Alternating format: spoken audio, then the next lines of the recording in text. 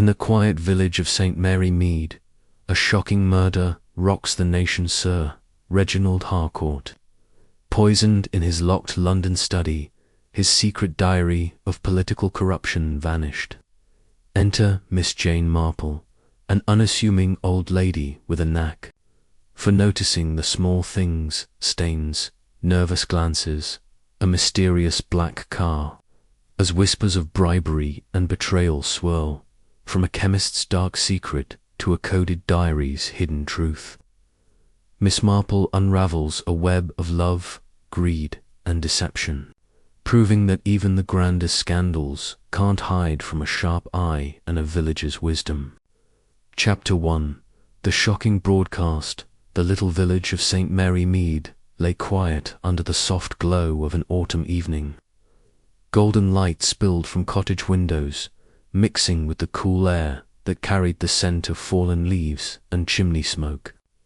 In her tidy parlour at Danemead Cottage, Miss Jane Marple sat in her favourite armchair, a ball of soft wool in her lap and knitting needles clicking gently. Her hands moved with the ease of years, shaping a scarf for the church sale. The fire in the hearth crackled, casting shadows on the walls, where shelves held neat rows of books and a few cherished photographs. Outside, the world seemed still, as if St. Mary Mead had decided to take a nap. Miss Marple, with her white hair tucked neatly under a lace cap, looked every bit the kind old lady she was known to be, her blue eyes sharp as ever behind her spectacles. Missed nothing, not the way the vicar's wife hurried past her window earlier, nor the odd glance from young Tommy Price when he delivered the evening paper. She had a way of noticing things, small things, that others overlooked. It was a gift, she often thought, though she never bragged about it. People in the village called her a sweet spinster, but those who knew her best, like her nephew Raymond, West, knew her mind was as quick as a fox. The old radio on the side table hummed softly, tuned to the BBC. Miss Marple liked to listen while she knitted, catching up on the world beyond St. Mary Mead. Tonight, the programme was a dull talk about farming, and her thoughts drifted to the village. There was talk of a new family moving into the old manor, and Mrs. Clement, the vicar's wife, had been fussing about the church flowers again. Miss Marple smiled to herself. Life in St. Mary Mead was predictable, but she loved it all the same. Then the radio crackled. The farming talk stopped mid-sentence, replaced by a sharp, urgent voice. Miss Marple's needles paused. She leaned forward, her brow wrinkling. "We interrupt this programme for an important announcement," the voice said, grave and clear. Sir Reginald Harcourt, Member of Parliament for Westbridge, was found dead in his London townhouse this evening. Police confirm he was murdered. Details are scarce, but the Home Office has called it a matter of national concern. We will bring you updates as they come. Miss Marple's hands stilled completely. The wool slipped from her fingers, pooling in her lap like a soft cloud. Sir Reginald Harcourt dead, murdered. She knew the name, of course. Everyone did. He was a big man in politics, always in the papers, with his loud voice and sharp suits. Lately, there had been whispers of a scandal, something about secret papers and money changing hands. Miss Marple didn't follow politics closely, but even in St. Mary Mead, such news travelled fast. She reached for her tea, the cup warm against her hands, and took a slow sip. Her mind was already turning, piecing things together like the patches of a quilt. Murder was a nasty word, one that didn't belong in the quiet of her parlour. Yet here it was, bursting through the radio like an uninvited guest. She thought of the village, of how even small places hid secrets. People were people, after all, whether in London or St. Mary Mead. and people, she knew, could do terrible things. The radio went back to its farming talk, but Miss Marple barely heard it. She set her tea down and picked up her knitting again, though her needles moved slower now. Harcourt's death felt far away, yet something about it tugged at her. She couldn't say why not yet. It was like the time Mrs. Baker's prize roses went missing, and Miss Marple had known it was young Billy Jones before anyone else suspected. It was always the little things, a look, a word, a pause that told the truth. A knock at the door broke her thoughts. She glanced at the clock on the mantel. 7:30. A bit late for visitors, but St. Mary Mead was a friendly place. She called out, "Come in," and the door creaked open to reveal Raymond West, her nephew, with his usual grin. He was a writer, always full of big ideas, and he carried a newspaper under his arm. "Aunt Jane," he said, stepping inside and shaking off his coat. "Did you hear the news? Harcourt's been killed. The whole country's talking about it." He dropped into the chair across from her, his dark hair flopping over his forehead. Raymond was young, barely 30, and he loved a good story, especially one with a bit of drama. "I heard," Miss Marple said, her voice calm but her eyes sharp. "It's dreadful, isn't it? A man like that, struck down in his own home." Raymond leaned forward, eager. "Struck down? They're saying it was poison, Aunt Jane. Poison, can you imagine? Someone slipped it into his drink, or maybe his dinner. The papers are calling it a political plot. Harcourt was mixed up in something big, secret deals, maybe even spies." He waved the newspaper, its headline screaming, "MP murdered in London." Miss Marple tilted her head, her fingers moving over the knitting again. "Spies, Raymond. That sounds like one of your novels. People don't need spies to do wrong. Sometimes it's just greed or anger or a secret they can't keep." Raymond laughed, but there was respect in his eyes. He knew his aunt's knack for seeing through people. "You're probably right," he said. "But this is big, Aunt Jane. Harcourt was about to blow the lid off some government mess. They say he had proof papers that could ruin important people. Now he's dead, and those papers are gone." "Gone." Miss Marple's needles stopped again. "That's interesting." She didn't say more, but her mind was racing. Missing papers, a dead man, and a nation in Shakit was like a puzzle, with pieces scattered everywhere. She thought of the village postman, Mr. Dobbs, who once lost a letter that held a nasty secret. Things didn't just vanish. Someone took them. Raymond kept talking, his voice full of excitement. "They're saying his secretary might know something. A young woman from right here in St. Mary Mead. Clara Merton, do you know her? She worked for Harcourt in London. The police want to talk to her." Miss Marple's eyes widened, just a fraction. "Clara Merton," she said softly. "Yes, I know her. A quiet girl, lived with her aunt, Mrs. Merton, on the edge of the village. She went off to London a few years ago. Very bright, but shy. Her father was a chemist, wasn't he? Poor man, died so young." "That's her," Raymond said, nodding. "The papers say she was the last to see Harcourt alive. She's coming back to St. Mary Mead tonight to stay with her aunt. The police might follow her here." Miss Marple set her knitting in her lap and looked at the fire. Clara Merton. She remembered the girl's pale face, her quick, nervous hands. Clara had always been polite, but there was something guarded about her, like a bird ready to fly away. And now she was tied to a murder that had the whole country buzzing. It was curious, very curious. "Poor Clara," Miss Marple said, though her tone was thoughtful, not pitying.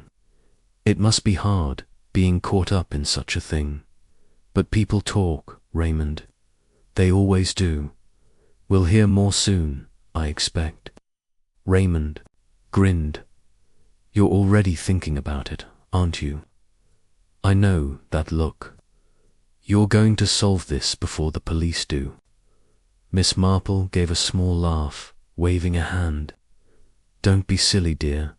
I'm just an old lady who likes to listen. But I do wonder.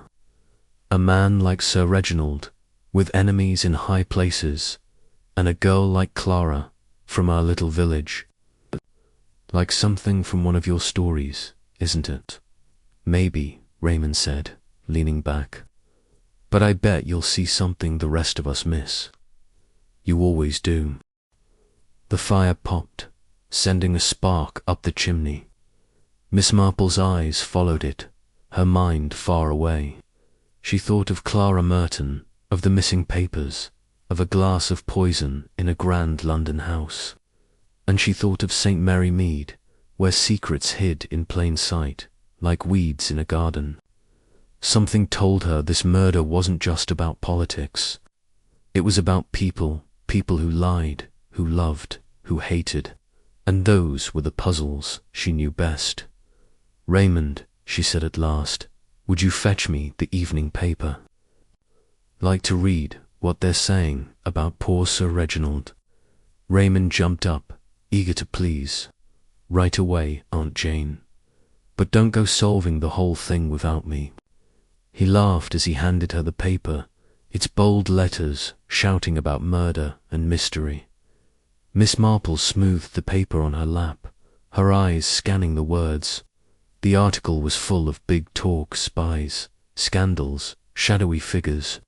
But she wasn't looking for shadows. She was looking for the little things, the human things, the ones that told the real story. Like the time Mrs. Price's silver spoon went missing, and it was the maid's jealous sister who took it. Or the time old Mr. Grayson lied about his fishing trip to hide a debt.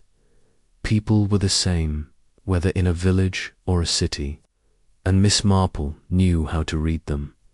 As Raymond settled back with a cup of tea, chattering about London detectives, Miss Marple's mind drifted to Clara Merton. A quiet girl caught in a storm, a chemist's daughter tied to a poisoned man, and those missing papers, what did they hold? She didn't know yet, but she would. She always did. The clock ticked on, the fire burned low, and outside St. Mary Mead slept under the stars. But in Danemead Cottage, Miss Jane Marple was wide awake, her mind as sharp as her knitting needles, ready to unravel a crime that had stunned a nation. The evening grew darker, and the village seemed to hold its breath.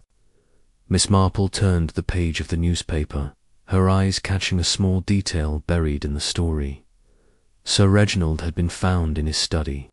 A locked room with no sign of a struggle. A locked room. She smiled faintly, remembering a village mystery. Years ago, when a locked shed held the key to a theft. Locks, she knew, didn't always keep secrets safe. She glanced at Raymond, who was now reading his own copy of the paper, muttering about government plots. "Raymond," she said, her voice soft but firm, "do you know if Clara Merton ever visited Sir Reginald's home? Not his office, but his house." Raymond looked up, surprised. "His house? I don't know." "Why, oh, just a thought," Miss Marple said, her eyes twinkling. "It's always the little things, dear, the ones nobody notices." Raymond shook his head, grinning. "You're up to something, Aunt Jane, I can tell." Miss Marple didn't answer. She picked up her knitting again, the needles clicking in a steady rhythm, but her mind was elsewhere, turning over the news of Sir Reginald's death like a stone in a stream, looking for what lay beneath. A murder in London, a girl from St. Mary Mead, and a nation watching it, was a puzzle worth solving. And Miss Jane Marple with her quiet ways and sharp eyes, was just the person to do it. The rest of the chapter expands on this foundation, building the atmosphere of St. Mary Mead and Miss Marple's early musings, while introducing key characters and clues. To reach 9,000 words, I'll extend the narrative with vivid descriptions of the village, Miss Marple's interactions with neighbours, and her reflections on past village mysteries that parallel the Harcourt case. The compressed knowledge method ensures details are woven in naturally, avoiding unnecessary exposition while keeping the tone engaging and accessible. Miss Marple folded the newspaper and set it aside, her hands returning to her knitting. The scarf was coming along nicely, a soft blue that reminded her of the sky on a clear day. She liked knitting it, gave her hands something to do while her mind worked. And tonight, her mind was very busy indeed. She thought of Clara Merton, the girl who had left St. Mary Mead to work in the big city. Clara had been a shy child, always clutching a book or hiding behind her aunt's skirts. Her father, Mr. Merton, had been the village chemist, a kind man with a quiet laugh. He died when Clara was just 16, taken by a sudden illness that some whispered wasn't so sudden. Miss Marple remembered the whispers' talk of debts, of strange visitors to the chemist's shop.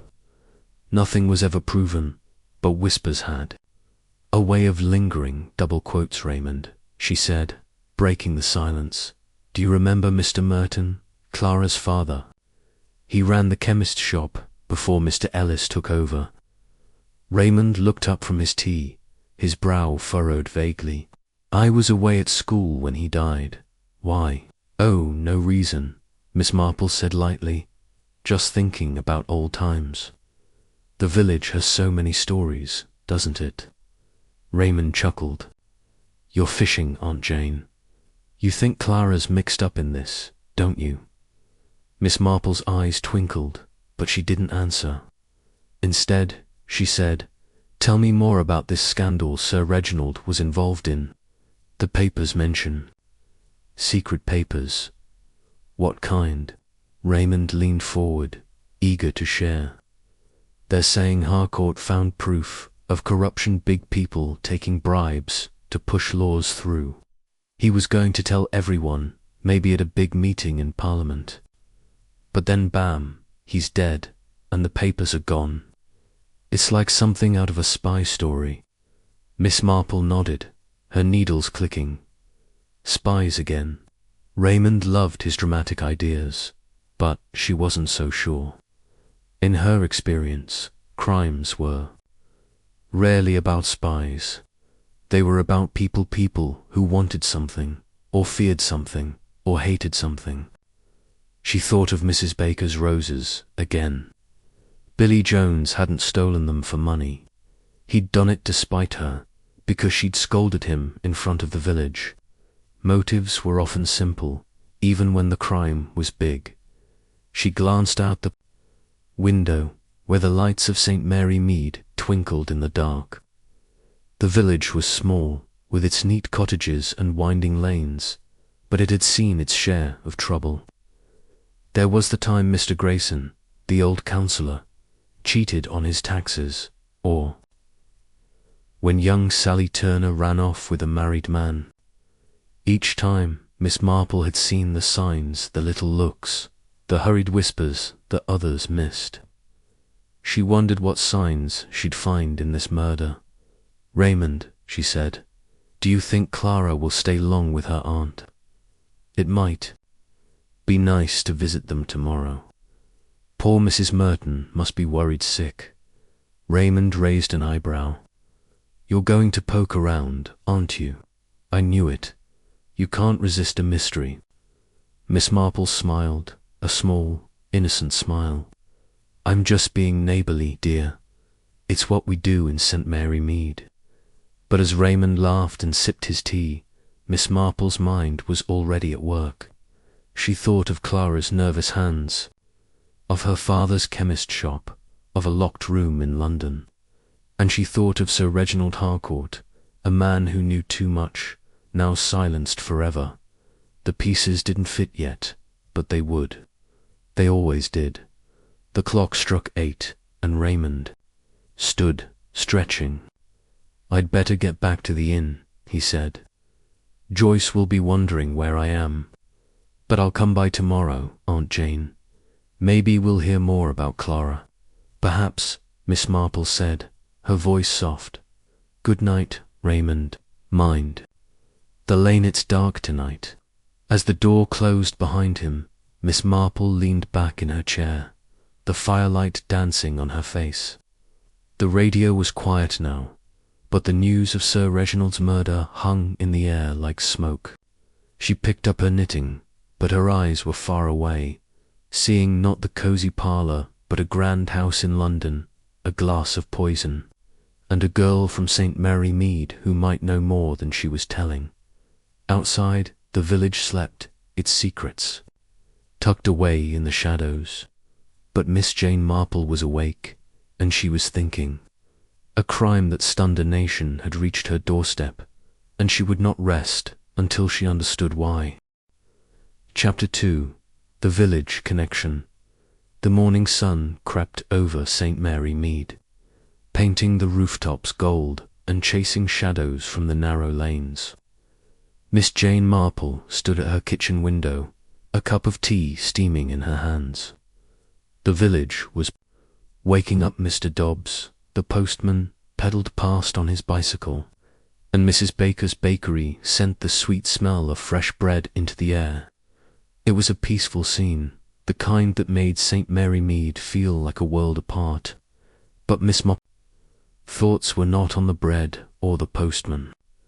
They were on Clara Merton, who had come back to the village last night, carrying the weight of a murder that had shocked the nation.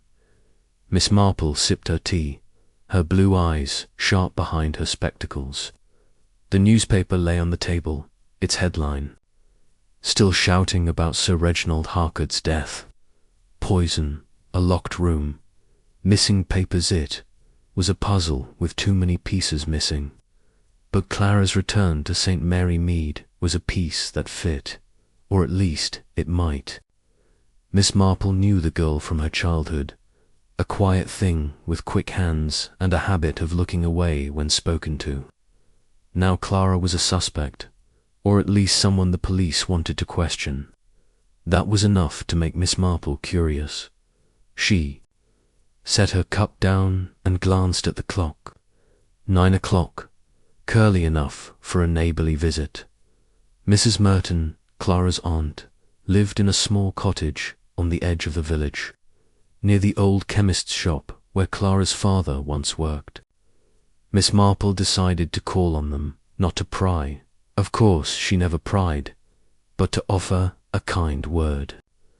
People often said more than they meant when you brought them a basket of apples or a jar of jam. She wrapped a shawl around her shoulders, picked up a small basket of apples from her garden, and stepped outside. The air was crisp with a bite. That promised autumn was here to stay. The lane to Mrs. Merton's cottage wound past the church, where the vicar's wife, Mrs. Clement, was fussing with a flower bed. Miss Marple nodded as she passed, noting the way Mrs. Clement's eyes darted toward her, full of questions. News travelled fast in St. Mary Mead, and Clara's return was the biggest news since Mr. Grayson's tax troubles. "Good morning, Miss Marple," Mrs. Clement called, straightening up with a trowel in hand. "Have you heard? Clara Merton's back, and they say she's mixed up in that awful murder in London." Miss Marple smiled, her face soft but her eyes sharp. "Good morning, Mrs. Clement. Yes, I heard. Poor girl, it must be dreadful for her. I'm just taking some apples to her aunt." Mrs. Clement leaned closer, her voice dropping. "They say she was Sir Reginald's secretary, and she saw him the night he died. Poisoned, wasn't it? Oh, it's like something from a book.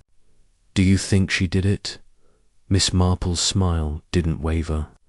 People say all sorts of things, don't they? I remember when they said young Billy Jones stole Mrs. Baker's roses, and it turned out he only took them to spite her. We mustn't judge too quickly. Mrs. Clement nodded, but her eyes gleamed with gossip. Well, Clara's always been odd, hasn't she? So quiet, and then off to London like that. Her aunt says she's not herself since she came back. Scared like a rabbit. Scared. Miss Marple tilted her head. That's sad to hear. I'll see how they're doing. Good day, Mrs. Clement. She walked on, her steps slow but steady, her mind turning over Mrs. Clement's words. Scared like a rabbit. Clara had always been shy, but scared was different. Scared meant something to hide or something to fear. Miss Marple thought of the newspaper's story, Sir Reginald, dead in his locked study, a glass of brandy beside him. Poison didn't need a strong hand, only a clever one. And clever hands, she knew, could belong to quiet girls like Clara. Mrs. Merton's cottage was small, with ivy climbing its stone walls and a garden that needed weeding. Miss Marple knocked, her basket swinging gently. The door opened, and there was Mrs. Merton, a thin woman with grey hair pulled tight in a bun. Her face was pale, her eyes red, as if she'd been crying. "Oh, Miss Marple," Mrs. Merton said, her voice shaky. "How kind of you to come. Please, come in." Miss Marple stepped inside, the cottage warm but dim, with heavy curtains half drawn. The parlour smelled of lavender and old wood, and a small fire burned in the grate. Clara Merton sat by the window, a cup of tea untouched on the table beside her. She was young, barely 25, with pale skin and dark hair that fell loose around her shoulders, her hands twisted in her lap, and her eyes flicked to Miss Marple, then away. "Good morning, Clara," Miss Marple said, her voice gentle. "I brought some apples from my garden. I thought you and your aunt might like them." Clara managed a small smile, but it didn't reach her eyes. "Thank you, Miss Marple, that's very kind." Mrs. Merton bustled to take the basket, her hands trembling. "You're too good, Miss Marple. It's been a terrible time, hasn't it? Poor Clara, dragged into this mess. She's done nothing wrong, nothing at all." "Of course not," Miss Marple said, settling into a chair. "It's awful, isn't it? All this talk about Sir Reginald. I read about it in the paper. Such a shock." Clara's hands stilled, and she looked down at her tea. "It was," she said softly. "I still can't believe it." Miss Marple nodded, her eyes soft but watchful. "You worked for him, didn't you? It must be hard, losing someone you knew so well." Clara's cheeks flushed, and she glanced at her aunt, then back at her hands. "He was a good man, very kind to me. I was just his secretary, you know. I typed letters, made appointments. Nothing important." Mrs. Merton patted Clara's shoulder. "Don't sell yourself short, dear. You were his right hand. He said so himself. Always praising you, wasn't he?" Clara's flush deepened, and Miss Marple noted the way her fingers tightened around each other. "It's kind of you to say, Mrs. Merton," she said, "but I'm sure Clara did her best. It's a big job, working for a man like Sir Reginald. All those important papers, meetings, secrets, I suppose." Clara's head snapped up, her eyes wide for a moment before she looked away. "Not really," she said quickly. "Just boring stuff. Politics, you know." Miss Marple smiled, sipping the tea Mrs. Merton had poured. "Oh, I'm sure it was all very dull to a young lady like you. But the papers say Sir Reginald had some important documents, ones that went missing. Isn't that odd, Mrs. Merton?" gasped. Missing. Oh, Clara, you never said that. Clara's hands twisted again, and Miss Marple saw a flicker of something fear, perhaps in her eyes. I don't know anything about that, Clara said. I just did my work. I didn't see any papers. Of course, dear, Miss Marple said, her voice soothing. I'm sure it's all a mix-up. Things get lost, don't they? Like the time Mrs. Baker's silver spoon went missing, and it was her sister who took it out of spite. People do strange things sometimes. Mrs. Merton nodded eagerly. Oh yes, I remember that. Poor Mrs. Baker, she was so upset. But you figured it out, didn't you, Miss Marple?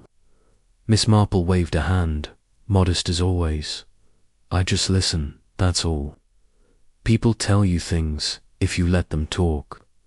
Clara said nothing, her eyes fixed.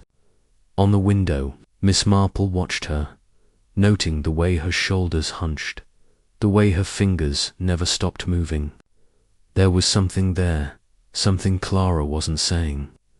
Miss Marple thought of the village chemist, Mr. Merton, Clara's father. He'd been a quiet man, but clever, always mixing potions and powders.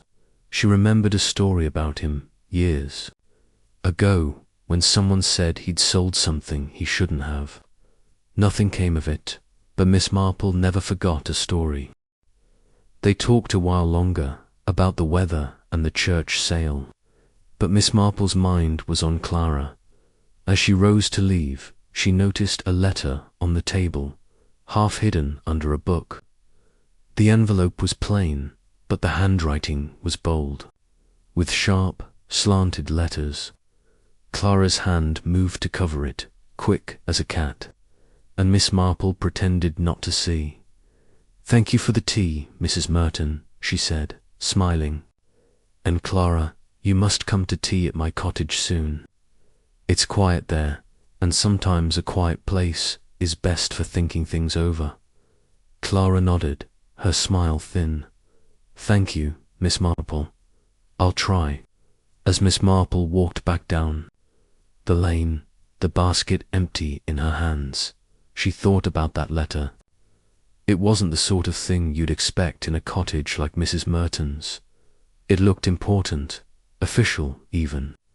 And Clara's quick move to hide it told Miss Marple more than words could. People hid things when they were scared, or when they had something to lose. The village was busier now, with children running past and Mr. Dobbs waving from his bicycle. Miss Marple nodded back, her mind still on Clara. She thought of Sir Reginald's locked study, the glass of brandy, the missing papers, and she thought of Clara's father, the chemist who knew about poisons. It was too early to say, of course, but Miss Marple had a feeling that Clara Merton was more than just a secretary caught in a storm. Back at Danemead Cottage, Miss Marple settled into her armchair, her knitting in her lap. The fire was low, but she didn't mind. She liked the quiet, the way it let her think. She thought of the village, of its secrets and stories, and how they always seemed to mirror the bigger world. Sir Reginald's murder was a big story, but it had roots here. In St. Mary Mead, she was sure of it. The day passed slowly, with neighbours stopping by to share gossip. Mrs. Baker came with a loaf of bread, her eyes wide as she talked about Clara. "They say she was in love with Sir Reginald," Mrs. Baker whispered. "Reckon maybe she was. It happens, you know, a young girl and a powerful man." Miss Marple nodded, her face calm. "People say many things, Mrs. Baker. We'll see what's true soon enough." Mrs. Baker left, and Miss Marple sat by the fire, thinking. Love, secrets, Whodunit was a tangle, but not impossible to unravel. She thought of Clara's nervous hands, the hidden letter, the chemist's shop, and she thought of a locked room in London, where a man had died with a glass of brandy in his hand. The pieces were there, waiting to be found, and Miss Jane Marple, with her sharp eyes and quiet ways, was just the person to find them. Chapter 3. A visit from Sir Henry. The morning mist hung low over St. Mary Mead, wrapping the village in a soft, grey blanket.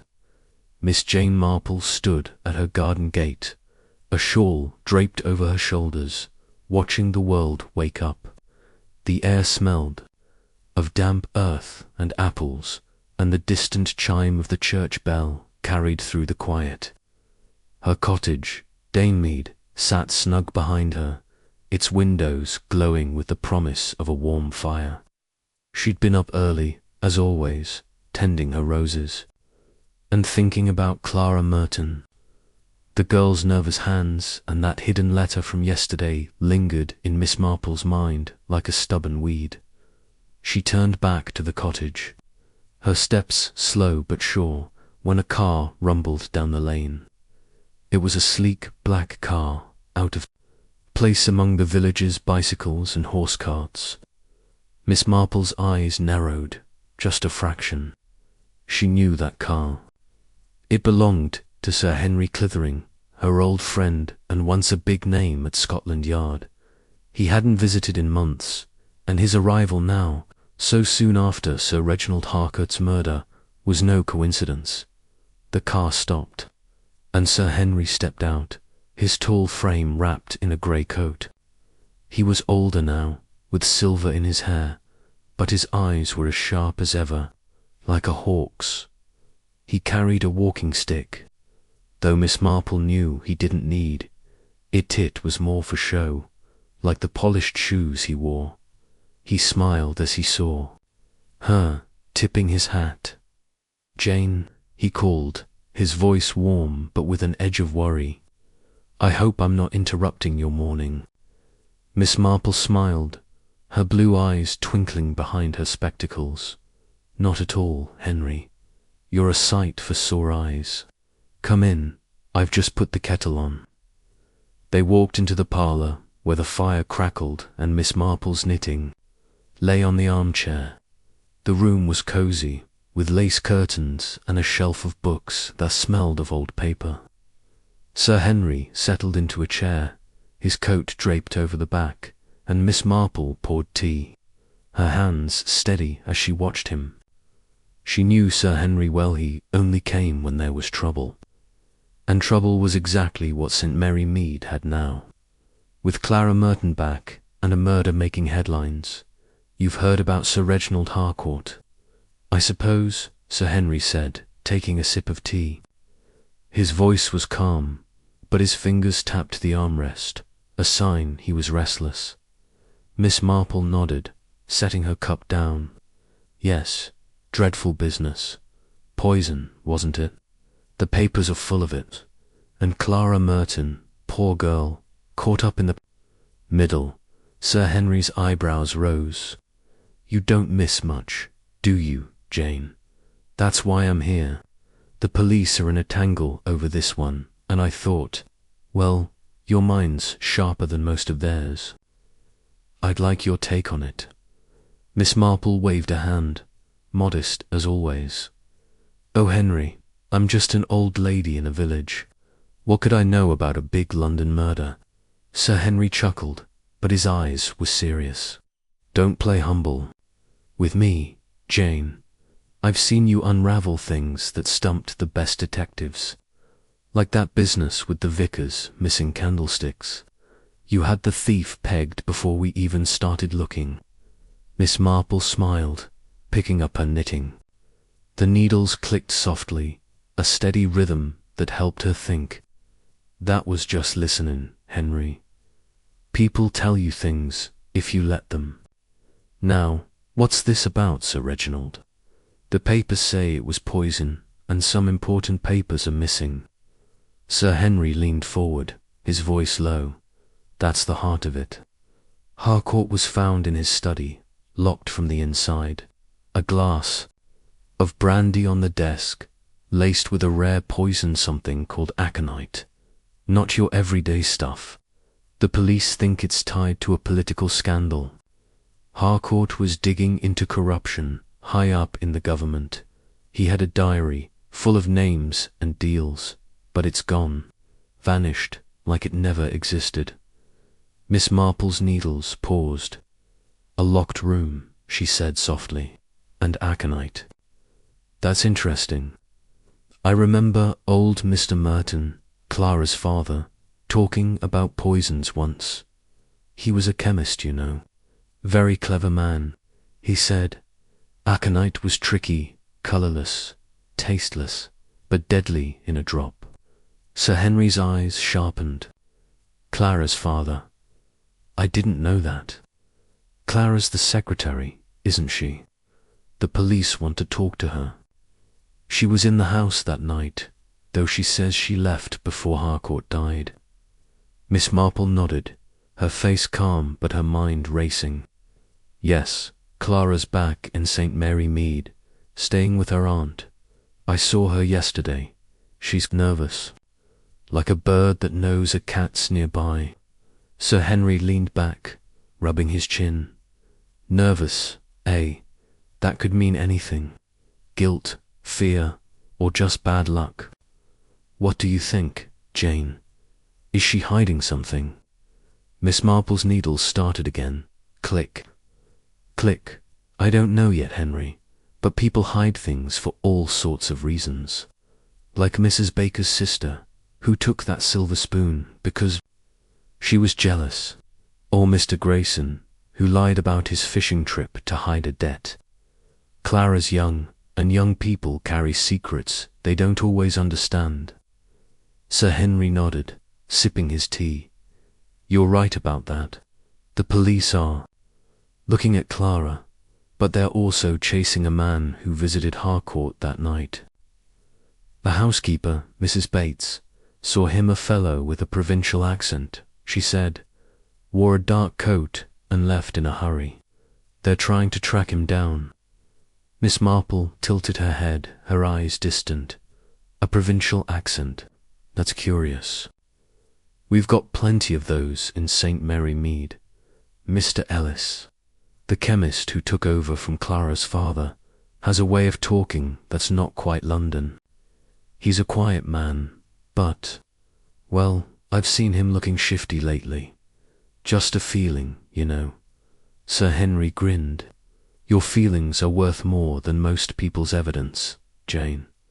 Tell me about this, Mr. Ellis. Miss Marple set her knitting down, folding her hands in her lap. He's been in the village a few years now. Took over the chemist's shop after Mr. Merton died. He's polite, but keeps to himself. I remember a story about him, years ago, when someone said he sold something under the counter. Nothing was proven, but people talk. And he was friendly. With Clara's father, back in the day. Sir Henry's eyes narrowed. A chemist, eh? And aconites, a chemist's poison. That's worth looking into. I'll pass it on to the police, quietly, of course. Miss Marple nodded, but her mind was elsewhere. She thought of Clara's hidden letter, the way her hands shook when Sir Reginald's name came up, and now Mr. Ellis, with his quiet ways, and chemist's knowledge. It was like a quilt, with patches that didn't quite match yet, but they would, given time. The morning passed with more tea and talk. Sir Henry shared what he knew. Harcourt's study had no signs of a break-in. The poison was fast-acting, and the missing diary was the key. The police think it's political, he said. Harcourt was about to expose someone big, maybe a minister. But I wonder if it's simpler than that. You always say, Jane, that big crimes come from small places. Miss Marple smiled, her eyes twinkling. They do, Henry. Like the time Sally Turner ran off with that married man. Everyone thought it was a grand romance, but it was just a silly quarrel with her mother. People are people, whether in London or St. Mary Mead. Sir Henry stayed for lunch, a simple meal of soup and bread that Miss Marple served with her usual care. They talked about old cases, the candlesticks, the stolen roses. The counsellors frod each one, a reminder of Miss Marple's gift for seeing what others missed. But her mind kept drifting to Clara, to Mr. Ellis, to that locked room in London. Aconite was a chemist's tool, and St. Mary Mead had a chemist with a past.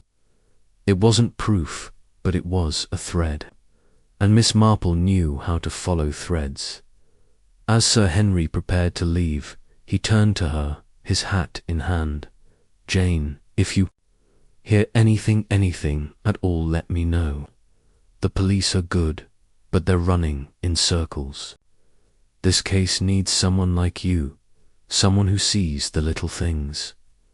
Miss Marple smiled, modest as ever. "I'll keep my eyes open, Henry. But you know, I'm just an old lady who likes to listen." Sir Henry laughed, shaking his head.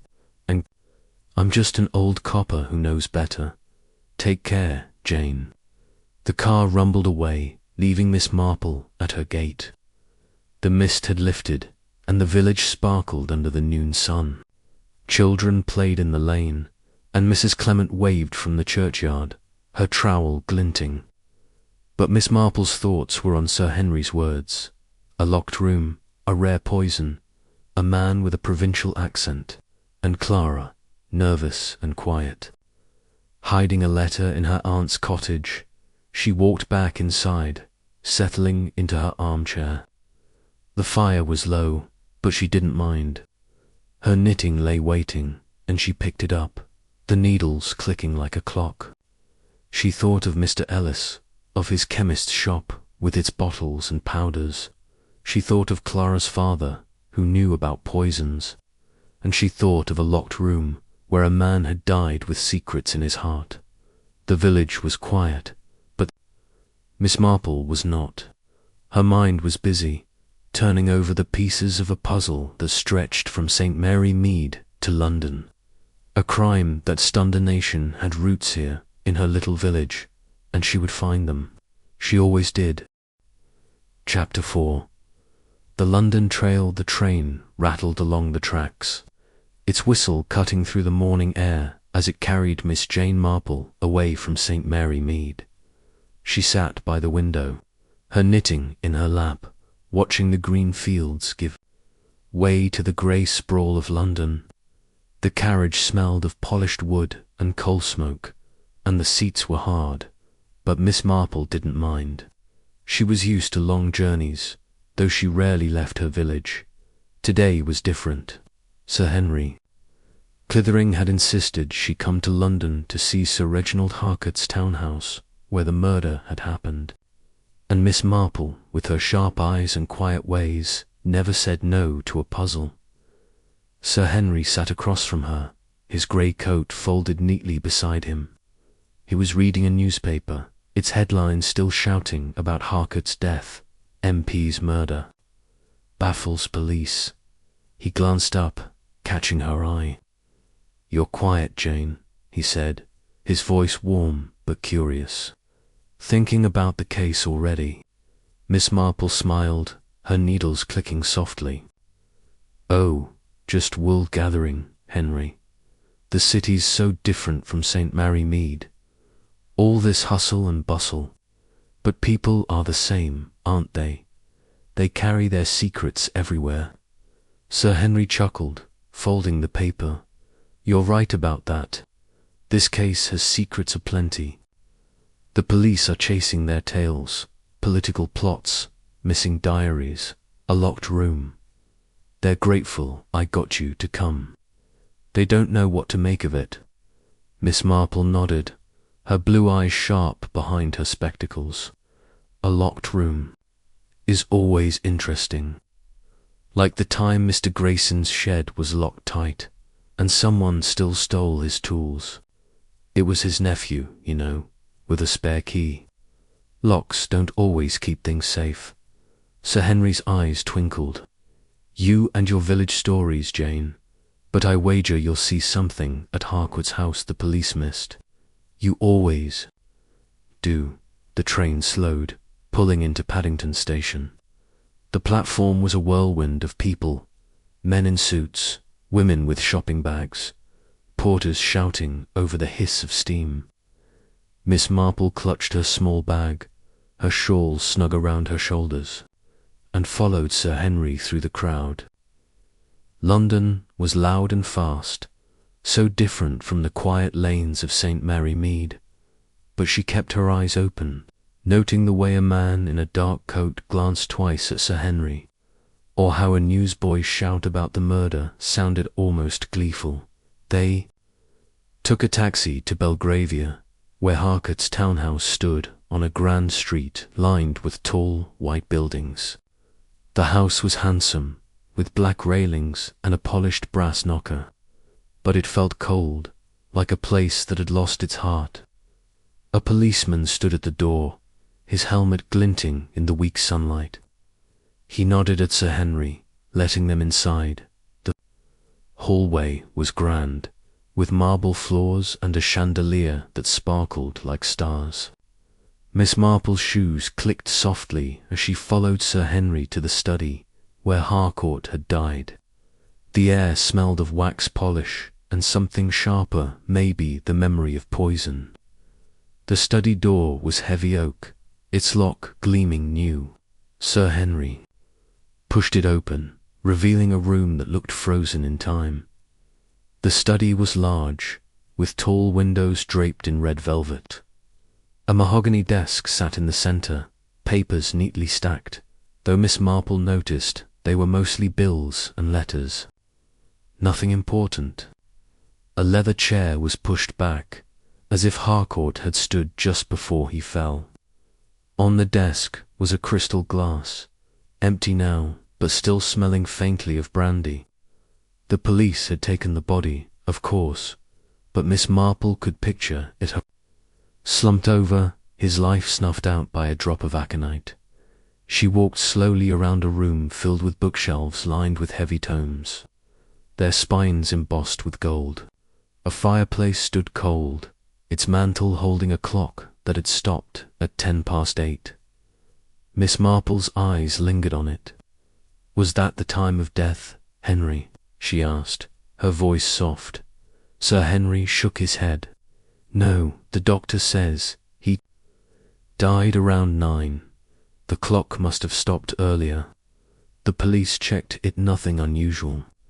Miss Marple nodded, but her mind held onto the detail. Clocks didn't stop for no reason, just like spoons didn't vanish without a hand to take them.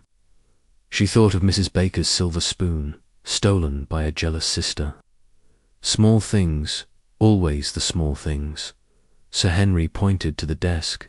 "That's where they found him, Jane." The glass was right there, with traces of aconite. The bottle of brandy was clean, so the poison was in the glass itself. No fingerprints but his own, and the door was locked from the inside, key still in the lock. Miss Marple tilted her head, her eyes scanning the room. No windows open, no other way in.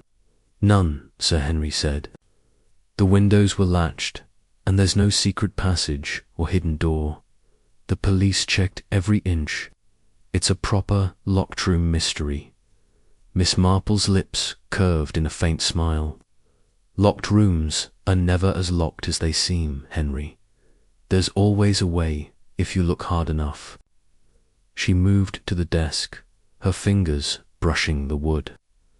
The papers were ordinary bills, a letter from a constituent, a note about a meeting. But something caught her eye, a small ink stain, fresh and smudged, near the edge of the desk. She bent closer, her spectacles glinting. "This ink," she said, "it's not dry. Someone wrote here recently, after the police came." Sir Henry frowned, leaning in. "The police sealed the room after they searched it. No one's been in since." Miss Marple didn't answer, but her mind was turning. Ink didn't smudge itself. She thought of Clara Merton, who typed Harcourt's letters, and Mr. Ellis, the chemist with a shifty look.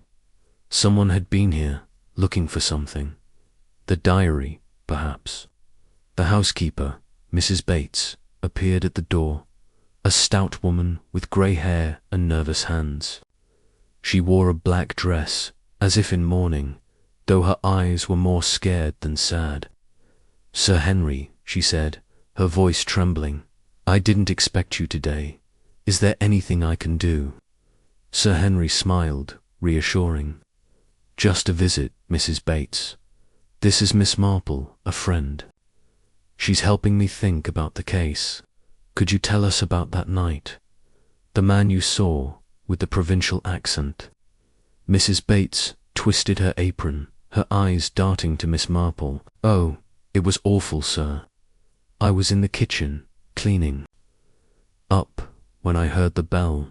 It was late, nearly 8. I opened the door, and there he was, a man in a dark coat, hat pulled low. He asked for Sir Reginald, said it was urgent. He had a funny way of talking, not like London folk, more like, well, like folks from the country." Miss Marple's needles, tucked in her bag, seemed to click in her mind. "Like someone from a village, perhaps?" she asked gently. "Like St. Mary Mead?" Mrs. Bates hesitated, then nodded. "Could be, ma'am. I didn't see his face clear, but he was tall, thin. He went to the study, and I heard voices Sir Reginald's, loud and angry. Then the man left, quick-like, before 9. I locked the door after him. That's all I know." Miss Marple nodded, her face kind, but her eyes sharp. "You've been very helpful, Mrs. Bates. Did Sir Reginald have many visitors like that? Late ones, I mean." Mrs. Bates shook her head. "Not often, ma'am. He was a busy man, always working.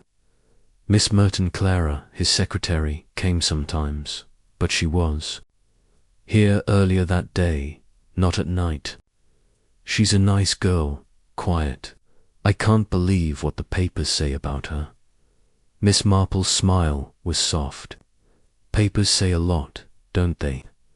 Like the time they said our vicar was hiding stolen money, when it was just a mix-up with the church fund. Thank you, Mrs. Bates." The housekeeper nodded and left, her footsteps fading down the hall. Miss Marple turned back to the desk, her eyes on the ink stain. She thought of Clara, nervous and hiding a letter. She thought of Mr. Ellis, with his chemist's shop and quiet ways. And she thought of a man with a provincial accent slipping out into the London night. Sir Henry watched her, his brow raised. "You've seen something, haven't you, Jane? That ink stain." Miss Marple waved a hand, modest as always. "It's just a little thing, Henry, but little things add up. Like the time Tommy Price broke a window and blamed his brother. It was the way the glass fell that told the truth." They left the study, the policeman locking it behind them. The house felt heavy, as if it held its breath, waiting for secrets to spill. Outside, the London air was thick with coal smoke and the clatter of carriages. Miss Marple pulled her shawl tighter, her mind buzzing. The ink stain, the stopped clock. The man with the accent tit was a puzzle, but not impossible. Puzzles always had answers, if you looked at them right. The taxi ride back to the station was quiet. Sir Henry lost in thought, and Miss Marple knitting in her lap. She didn't need to speak to think, and her thoughts were busy. She pictured St. Mary Mead, its cottages and gossip, and how it mirrored this grand house in London. People were the same everywhere, jealous, greedy, scared. And someone, she was sure, had been scared enough to kill Sir Reginald Harcourt. Back in St. Mary Mead that evening, Miss Marple sat by her fire, the village quiet outside. The trip to London had given her pieces to fit together. The locked room, the poison, the missing diary, the ink stain, and that man with the provincial accent who sounded so much like someone from her village. She thought of Mr. Ellis again, and Clara, and the letter she'd hidden.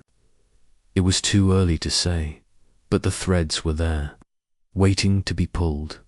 She picked up her knitting, the needles clicking like a heartbeat.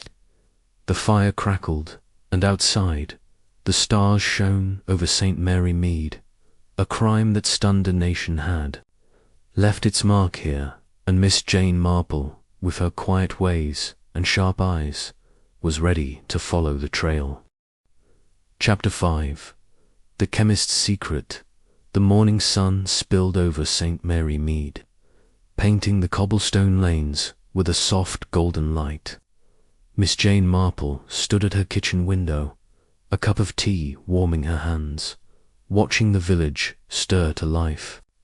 The bakery sent up a sweet smell of fresh bread, and Mr. Dobbs, the postman, pedalled past, his bicycle wobbling under a sack of letters.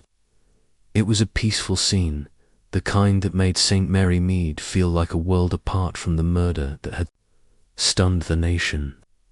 But Miss Marple's mind was far from peaceful. She was thinking about Mr. Ellis, the chemist, and the poison that had killed Sir Reginald Harcourt. She sipped her tea, her blue eyes sharp behind her spectacles. The trip to London yesterday had left her with new pieces to the puzzle. A locked study, an ink stain on the desk, a man with a provincial accent, and always Clara Merton, nervous and hiding a letter, lingered in her thoughts. But it was Mr. Ellis who tugged at her now. He'd taken over the chemist's shop after Clara's father died, and Sir Henry's mention of aconite, a rare poison, had set her mind racing. Chemists knew poisons, didn't they? And Mr. Ellis, with his quiet ways and shifty looks, was no ordinary chemist. Miss Marple set her cup down and glanced at the clock. 10 o'clock time, enough to pay a visit to the chemist's shop.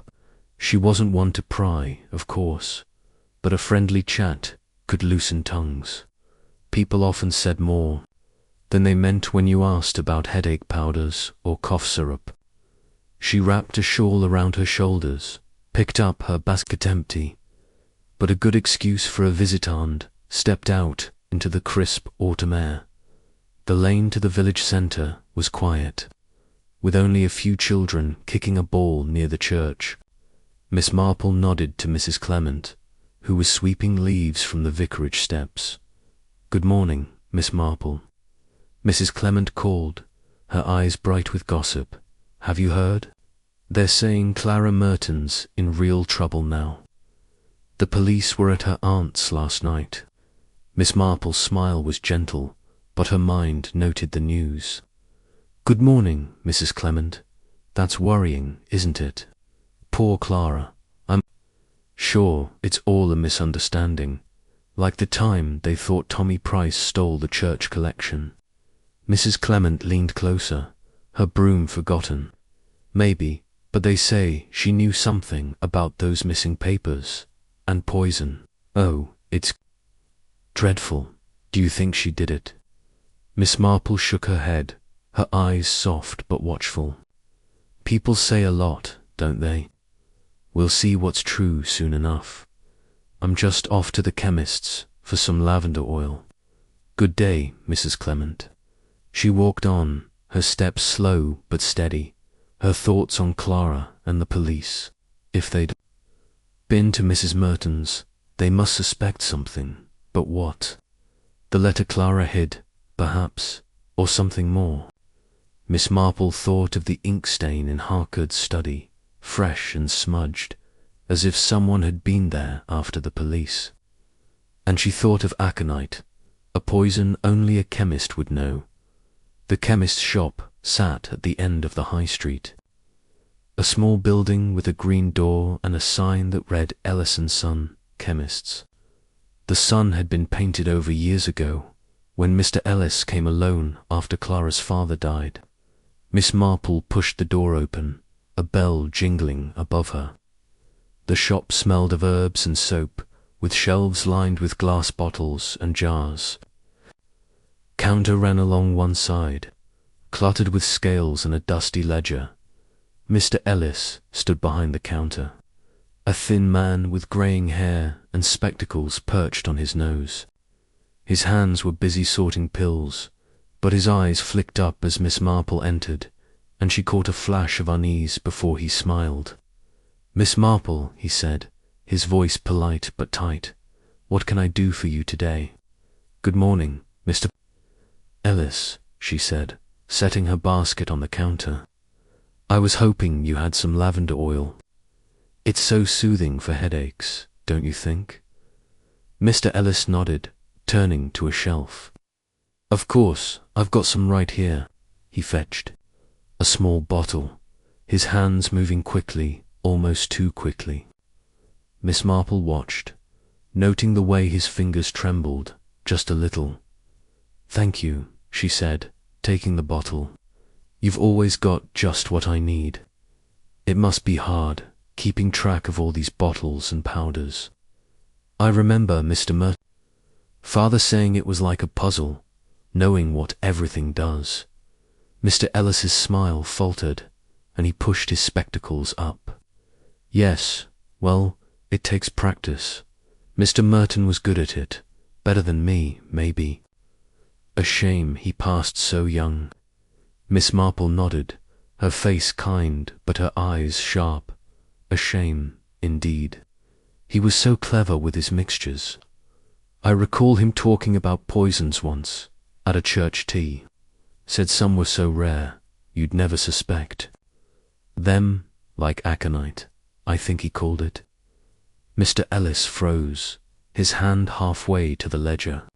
For a moment, his eyes met hers, and Miss Marple saw something fear perhaps, or guilt. Then he laughed, a short nervous sound. "Aconite, that's not something we keep, Miss Marple. Too dangerous. I stick to headache powders and cough syrup." "Of course," Miss Marple said, her voice soothing. "I'm sure you're very careful. But it's funny, isn't it, how things from the past come up? Like that old story about someone selling something they shouldn't have, back when you first came to the village." Mr. Ellis's face went pale, and his hands gripped the counter. "That was just gossip," he said quickly. "People talk, you know how they are. Nothing was ever proven." Miss Marple smiled, tucking the lavender oil into her basket. "Oh, I know how people talk. Like when they said Mrs. Baker's sister took her silver spoon. It was true, in the end, but it took time to sort out. Thank you, Mr. Ellis. I'll see you at the church sale, I expect." She left the shop, the bell jingling behind her, but her mind was buzzing. Mr. Ellis had been nervous, too nervous for a simple chat about lavender oil, and that mention of aconite had hit a nerve. She thought of Sir Reginald's death, the glass of brandy laced with poison. Aconite was rare, but a chemist would know where to find it or how to make it, and Mr. Ellis had known Clara's father, who knew poisons to dot as she walked back down the high street. Miss Marple passed the post office, where Mr. Dobbs was sorting letters. He waved, his face red from peddling. "Morning, Miss Marple," he called. "Heard about Clara? The police were at her aunt's till late. They say she's in deep." Miss Marple nodded, her smile polite. "Good morning, Mr. Dobbs. It's sad, isn't it? I'm sure it's all a mix-up. Like the time they thought you lost that important letter, and it was just stuck in your bag." Mr. Dobbs laughed, shaking his head. "You've got a memory, Miss Marple. You're right, though. Things aren't always what they seem." She walked on, her basket swinging, her thoughts on Mr. Ellis and Clara. The village was alive with gossip now, every shop and garden buzzing with talk of the murder. She stopped at the bakery, where Mrs. Baker handed her a warm loaf, her eyes wide. They say Clara was in love with Sir Reginald, Mrs. Baker whispered, and that poison came from right here in St. Mary Mead. Miss Marple took the loaf, her face calm. People say a lot, Mrs. Baker. We'll see what's true. Like when they said your roses were stolen by a stranger, and it was just Billy Jones. Mrs. Baker nodded, but her eyes gleamed. You'll figure it out, Miss Marple. You always do. Back at Danemead Cottage, Miss Marple settled into her armchair, the fire crackling in the grate. Her knitting lay waiting, and she picked it up, the needles clicking like a clock. She thought about Mr. Ellis's trembling hands, his quick denial about aconite, and she thought of a photograph she'd seen once, years ago. In the chemist's shop, a picture of Mr. Ellis and Clara's father, standing together, smiling. They'd been friends, hadn't they? Close friends, until Mr. Merton died. She sipped her tea, her mind turning over the pieces. The locked room in London, the ink stain, the man with the provincial accent, and now Mr. Ellis, with his chemist's knowledge and nervous eyes. It was like a quilt, with patches that didn't quite fit, but they would, given time, she thought. Of Clara hiding a letter, and the police at her aunt's cottage. Something was there, something that tied St. Mary Mead to a murder that had stunned the nation. The afternoon brought a visitor, Raymond West, her nephew, bursting in with his usual energy. Aunt Jane, he said, dropping into a chair, the village is on fire with talk. They say the police think Clara helped someone get that poison. And there's a rumour about a diarrhea, Reginald's, full of secrets. Have you heard? Miss Marple nodded, her needles moving steadily. I've heard, Raymond. It's all very sad. But rumours are like weeds, they grow fast, but they're not always true. Like when they said Mr. Grayson was smuggling, and it was just a bad debt. Raymond grinned, leaning forward. You're up to something, aren't you? I bet you've already got a theory. Come on, tell me. Miss Marple smiled, her eyes twinkling.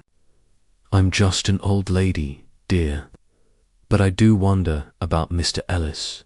He's been so quiet lately, and he knew Clara's father. Chemists know things, don't they? Things like poisons.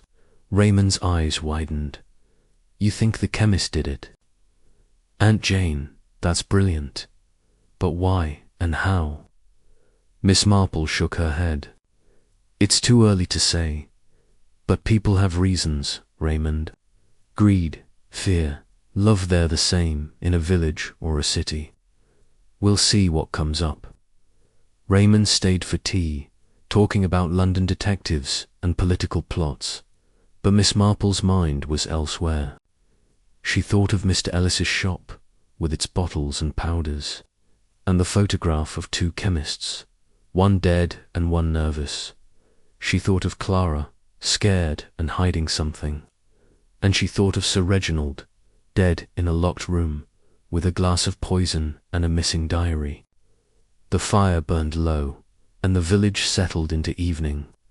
Outside, St. Mary Mead was quiet, its secrets tucked away in the shadows.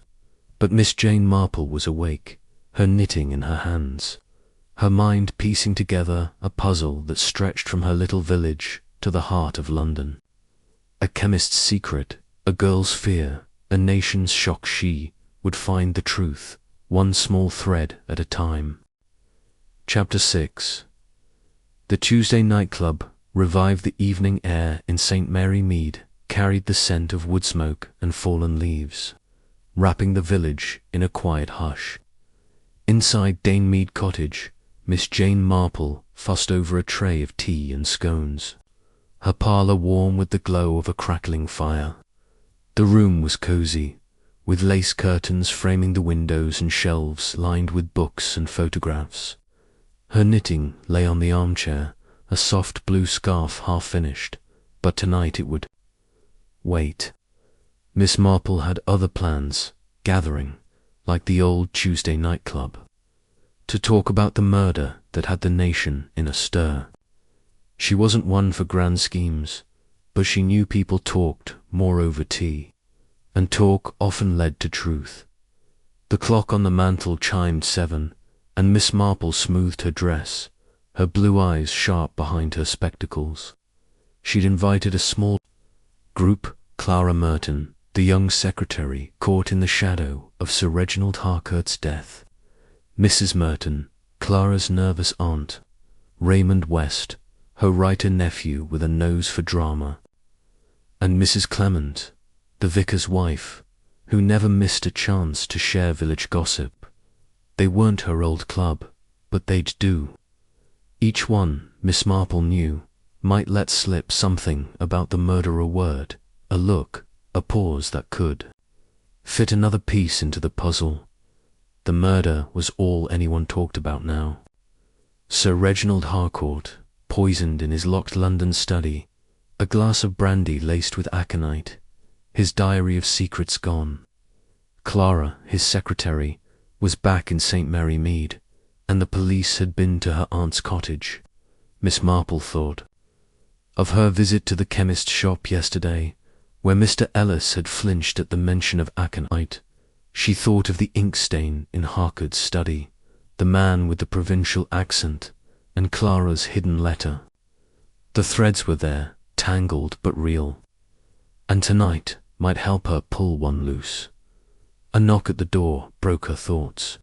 She opened it to find Raymond, his dark hair flopping over his forehead, a grin on his face. "Aunt Jane," he said, stepping inside, "you're up to something, I know it. This isn't just tea, is it? You're playing detective again." Miss Marple smiled, waving a hand. "Nonsense, Raymond. It's just a friendly gathering. People need to talk in times like these.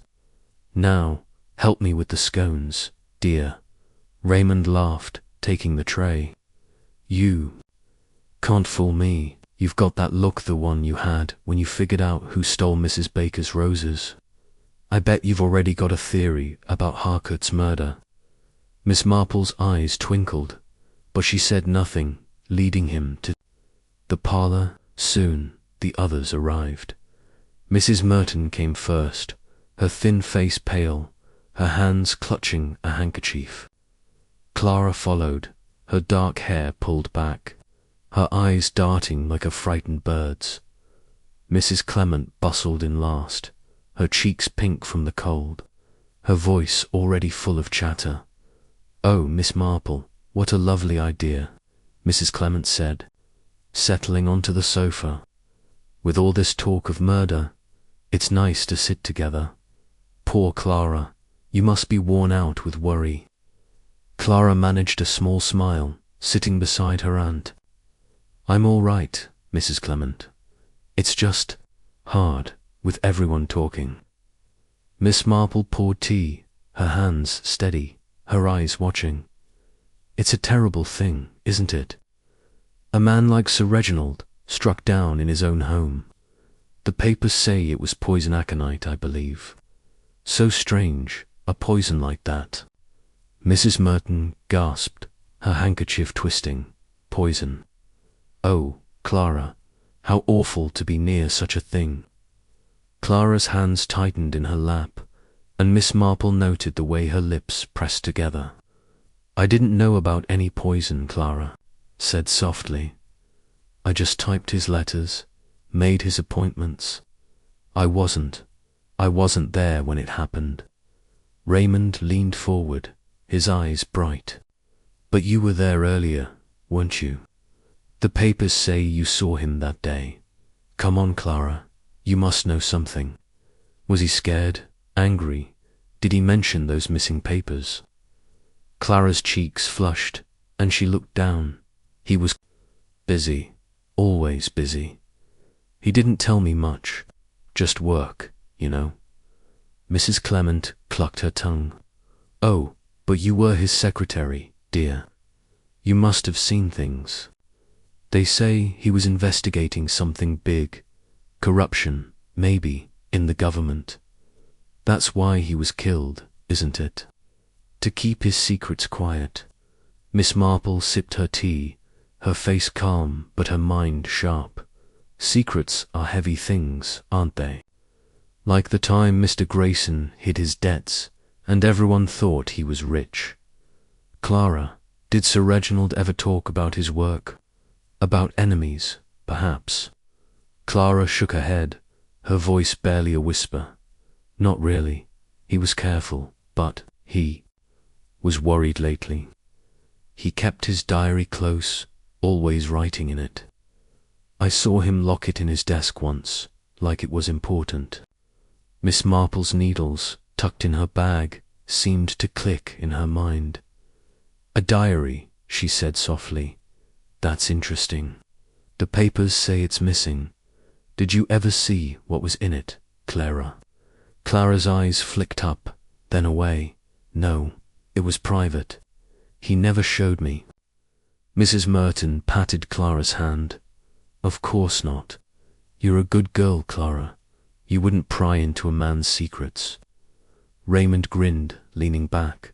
But someone did, didn't they? Someone poisoned him and took that diary. I bet it's a political plot spies, maybe, or a crooked minister. What do you think, Aunt Jane? Miss Marple smiled, setting her cup down. Spies are exciting, Raymond, but I wonder if it's simpler. People do awful things for simple reasons. Jealousy, fear, like when Sally Turner ran off with that married man, all because of a quarrel with her mother. Mrs. Clement nodded eagerly. Oh yes, I remember that. You figured it out, Miss Marple, when no one else could. I bet you'll solve this one. 2. What do you think, Clara?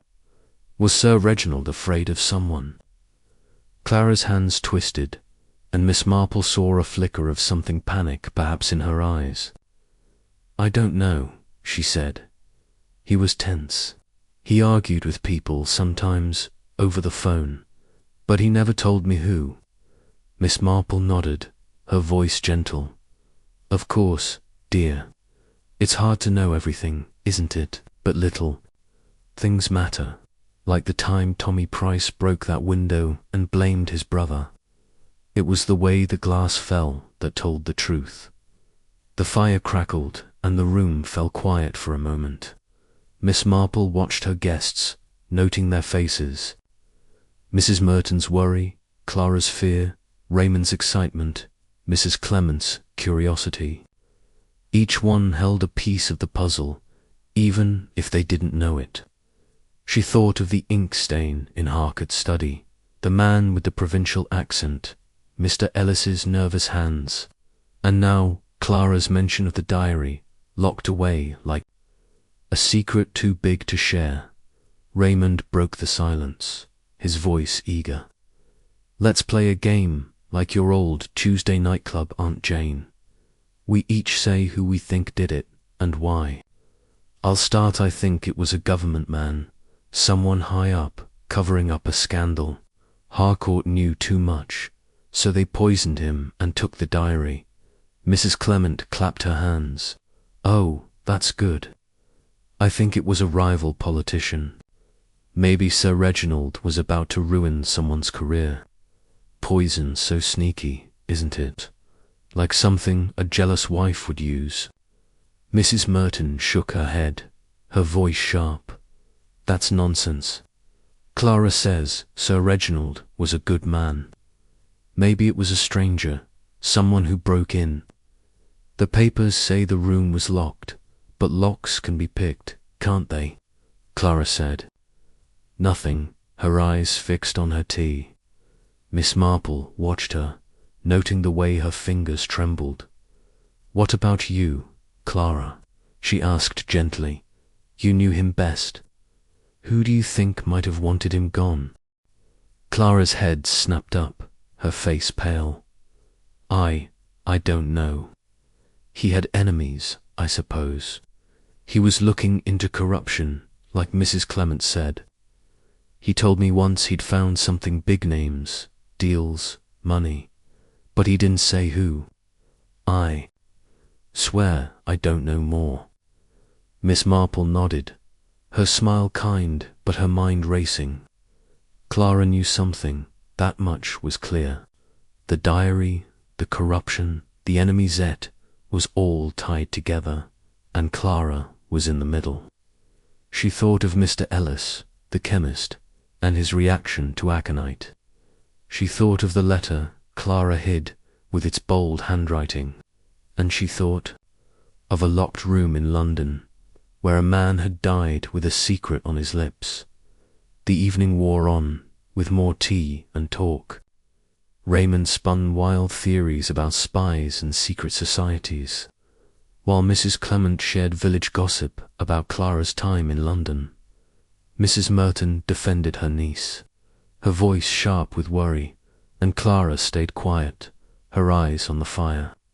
Miss Marple listened, her needles still in her bag, her mind piecing together the clues. As the guests left, the night air cold and crisp, Miss Marple stood at her door, watching them go.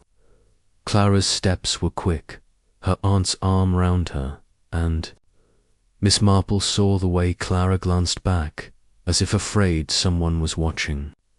Raymond lingered, his grin wide. "That was fun, Aunt Jane," he said, "but you didn't say who you think did it. Come on, what's your theory?" Miss Marple smiled, her eyes twinkling. "I'm just an old lady, Raymond. I don't have theories, I just listen, but I do wonder about that diary. And Clarushi's carrying something heavy, isn't she?" Raymond laughed, shaking his head. "You're too clever, Aunt Jane. I'll bet you solve this before the police do." She waved him off, closing the door as the village settled into darkness. Back in her parlour, the fire burned low, and Miss Marple sat with her knitting, the needles clicking softly. She thought of Clara's words about the diary, locked in Harcourt's desk. She thought of Mr. Ellis, with his chemist's knowledge and nervous hands. And she thought of a man with a provincial accent, slipping away from a grand house in London. The puzzle was growing, its pieces scattered but coming together. A crime that stunned a nation had roots in St. Mary Mead, and Miss Jane Marple, with her quiet ways and sharp eyes, was ready to find them. She set her knitting down, her mind still turning, and looked out at the starry night. The truth was out there, hidden in the small things, and she would uncover it, one thread at a time. Chapter 7. A clue. In the garden, the afternoon sun bathed St. Mary Mead in a warm golden glow, softening the edges of the village's cobblestone lanes and thatched cottages. Miss Jane Marple knelt in her garden, her hands busy with a pair of pruning shears, trimming the last of her roses. The air smelled of earth and sweet petals, and a gentle breeze rustled the leaves, carrying the distant laughter of children playing near the church. Dame Mead Cottage stood behind her, its windows catching the light, a picture of quiet comfort. But Miss Marple's mind was not on the roses or the villagers' calm. She was thinking about Sir Reginald Harcourt's murder, the poison in his brandy, and Clara Merton's nervous eyes at last night's gathering. Her pruning shears snipped steadily, but her blue eyes, sharp behind her spectacles, missed nothing. The Tuesday nightclub had been revealing Clara's mention of Harcourt's diary, locked in his desk, and her quick denial of knowing its contents had stuck with Miss Marple like a burr. She thought of Mr. Ellis, the chemist, flinching at the word aconite, and the man with the provincial accent seen at Harcourt's townhouse. The pieces were there, scattered like seeds in her garden, waiting to be gathered. She paused, brushing dirt from her hands, when voices drifted over the hedge. They came from the lane that ran beside her garden, a narrow path bordered by tall bushes that hid passers-by from view. Miss Marple recognized one voice at once, Clara Merton's, soft but tense, like a string pulled tight. The other was deeper. A young man's, eager and sharp. She stayed still, her shears quiet, listening. It wasn't eavesdropping, she told herself, just paying attention, as she always did. Clara, you've got to tell me more, the man's voice said. This is my chance. A story this big could get me to London, maybe even the Times. What was in that diary? You worked for Harcourt. You saw things. Miss Marple's lips pursed. That was Tom Reed, the young journalist who wrote for the local paper. He was ambitious, always chasing a big scoop, like the time he tried to make a scandal out of the vicar's missing candlesticks. She leaned closer to the hedge, her movements slow, her ears sharp. I told you, Tom, I don't know. Clara said, her voice shaking. It was private. Sir Reginald never showed me. Why can't you leave it alone? Because it's not just a diary, Tom said, his tone urgent. The police say it had code names, dates, deals, all hidden in numbers. Harcourt was onto something, Clara. Corruption, big money, maybe even treason. And now it's gone. You were there that day. You must know something. Miss Marple's fingers tightened on her shears. A code in the diary. That was new. She thought of the ink stain in Harcourt's study, fresh and smudged, as if someone had been looking after the police had sealed the room. A coded diary fit the puzzle, like the time Mr. Grayson hid his debts in a ledger only his nephew could read. Clara's voice dropped, almost a whisper. I didn't see it, Tom, I swear. I typed his letters, made his tea. He trusted me. But not with that. He kept it locked away. But I heard him once, on the phone, talking about a meeting. He said, CM will handle it. I thought he meant me, but he didn't. He looked scared. Miss Marple's heart quickened. CM Clara Merton, or someone else. She thought of the letter Clara hid at her aunt's cottage, its bold handwriting, so unlike Clara's neat script, and she thought of Mr. Ellis, the chemist, who knew Clara's father and flinched at the mention of poison. The hedge rustled, and she held her breath, listening. CM. Tom said, his voice sharp. Who's that? Clara, this is huge. If you know something, you've got to tell me. The police are circling you. They think you're hiding something. Are you? I'm not. Clara snapped, her voice breaking. I didn't do anything. I left before it happened. But there was a car, Tom, outside the townhouse, when I left that evening. A black car, fancy, not like the ones you see in Belgravia. I didn't think much of it then, but now, Miss Marple's mind raced. A black car, fancy, outside Harcourt's house. She remembered Sir Henry's words about the man with the provincial accent, seen by the housekeeper, Mrs. Bates. Could the car belong to him, or someone else, someone tied to the diary's secrets? She thought of the village postman, Mr. Dobbs, who once saw a strange car parked near the manor during a theft. Small things, always the small things. Tom's voice softened, coaxing. Clara, you can trust me. If you know who CM is, or what that car was, tell me. I'll keep your name out of it. This could be my big break, and it could help you, too. The police won't leave you alone until they know everything. Clara was quiet for a long moment, and Miss Marple imagined her twisting her hands, as she had at the cottage. I don't know, Tom, she said at last. I just want this to be over. Please, don't write about me. I can't take it. The voices faded as they moved down the lane, and Miss Marple straightened, her knees aching from kneeling. She clipped a rose, her hands steady but her mind buzzing. A coded diary, a mysterious car, the initials C. Emmett was like a quilt with patches coming together, though the pattern wasn't clear yet. She thought of Clara's fear, Mr. Ellis's nervousness, and the aconite that killed Harcourt. And she thought of St. Mary Mead, where secrets hid in plain sight. Like weeds among her roses, she carried her roses inside, setting them in a vase by the parlour window.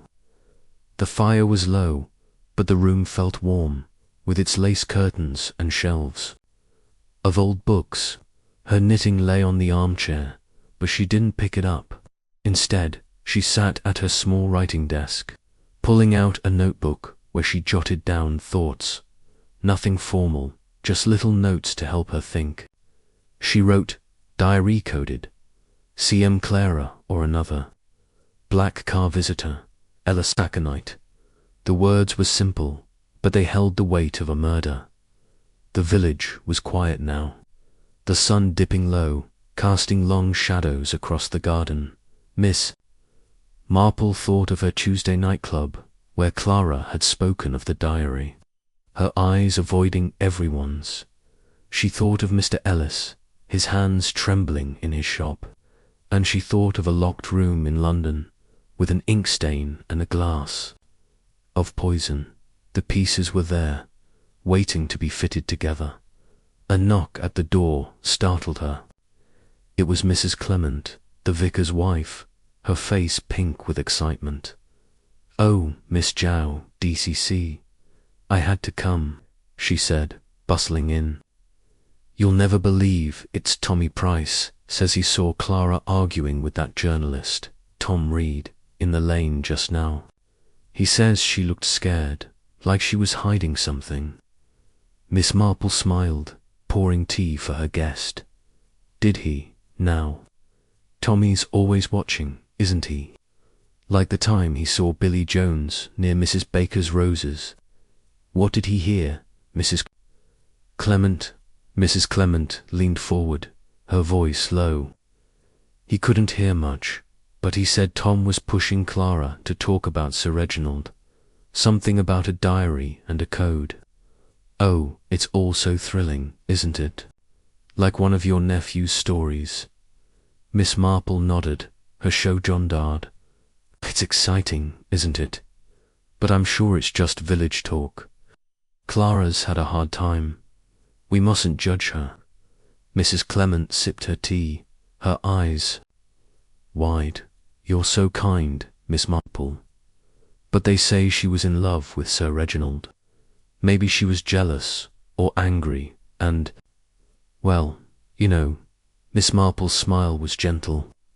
"People say a lot, don't they? Like when they said Sally Turner stole that silver spoon. It was her sister, in the end.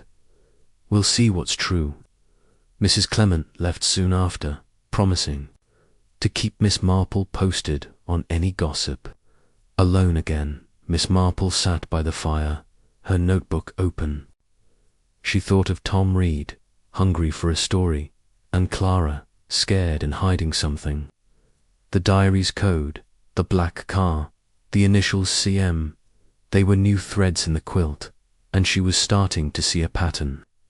She thought of Mr. Ellis, with his chemist's knowledge, and the man with the provincial accent.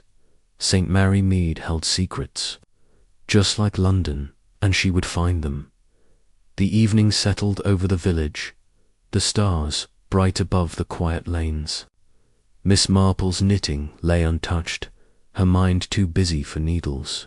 She thought of Clara's fear, Tom's ambition, and a diary full of secrets. A crime that stunned a nation was rooted here, in her little village, and Miss Jane Marple, with her sharp eyes and quiet ways, was determined to dig it out, one small clue at a time. Chapter 8. The political plot thickens. The late afternoon sun cast long shadows across St. Mary Mead, painting the village in hues of gold and amber. Miss Jane Marple sat in her parlour at Danemead Cottage, her knitting needles clicking softly. As she worked on a blue scarf for the church sale, the fire crackled in the grate, filling the room with warmth, and the air carried the faint scent of lavender from a bowl on the mantel. Outside, the village was settling into its evening routine. Children scampered home, and the bakery's lights glowed through the dusk. But Miss Marple's mind was far from the village's quiet charm. She was thinking about Sir Reginald Harcourt's murder, the coded diary, and Clara Merton's frightened eyes. Her visit to the garden yesterday had yielded a new clue. Clara's conversation with Tom Reed, the ambitious journalist, about a coded diary and a mysterious black car outside Harcourt townhouse. The initials CM, mentioned by Clara, tugged at her thoughts, as did Mr. Ellis, the chemist, whose nervous reaction to the word aconite lingered like a stubborn weed.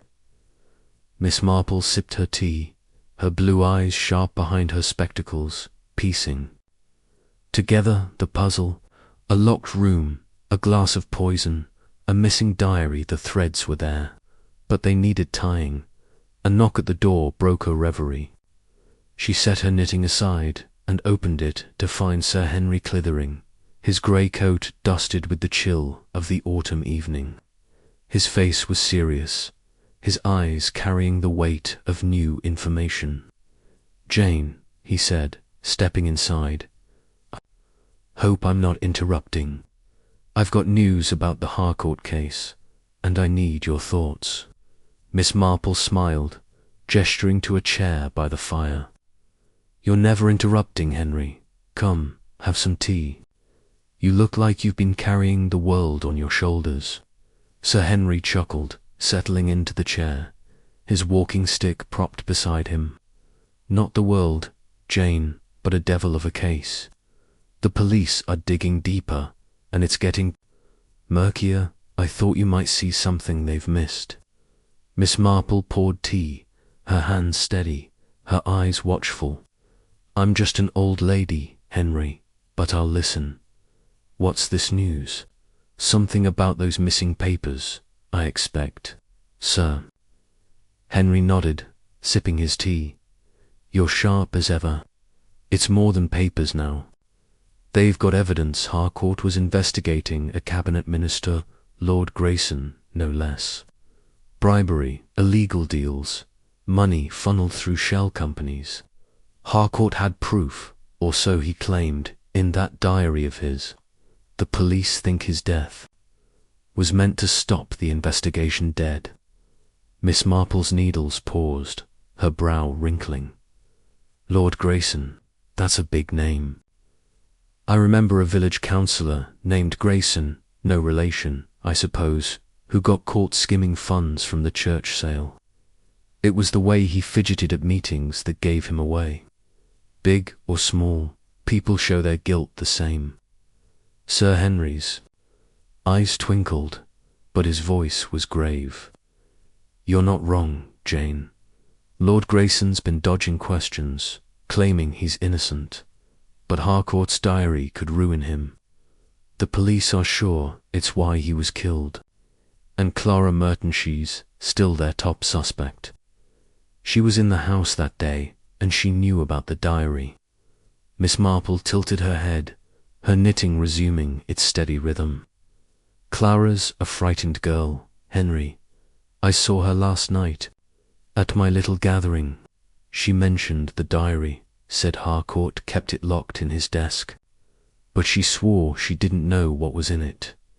I wonder, did she say anything to the police about a code?"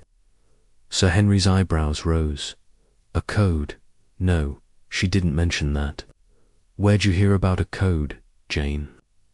Miss Marple's smile was faint, almost mischievous. "Oh, just village talk. Young Tom Reed, the journalist, was asking Clara about it. He said the police found a code in the diary names, dates, hidden in numbers.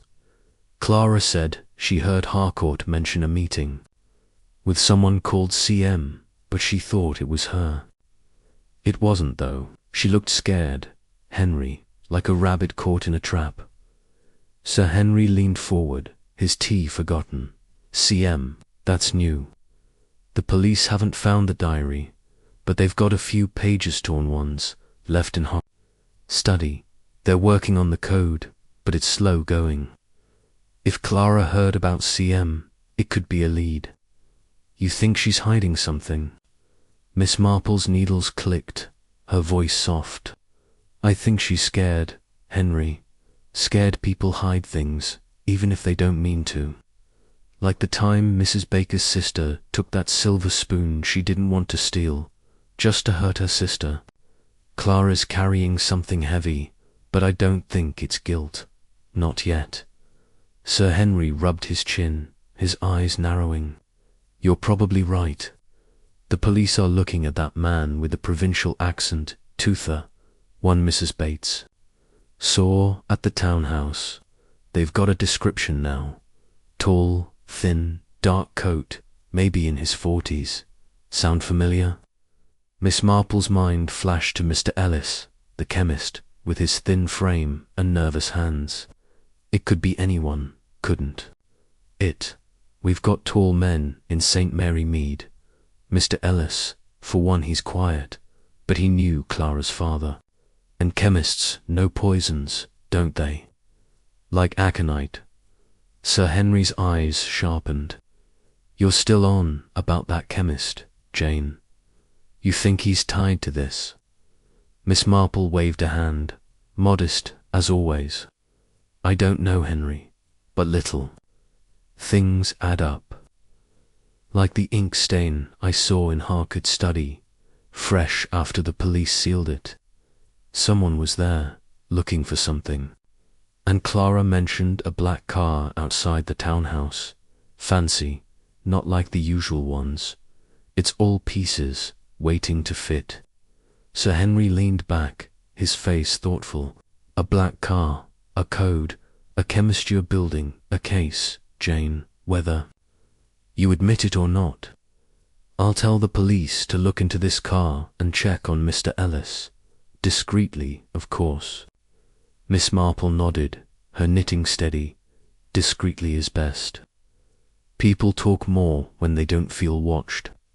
Like the time Tommy Price admitted to breaking that window, once his mother stopped scolding him. They talked on, the fire casting. Shadows on the parlour walls. Sir Henry shared more. The police had found traces of aconite in Harcourt's glass, but no bottle or vial to show where it came from. The diary's torn pages hinted at a meeting with CM, but the code was complex. A mix of numbers and letters.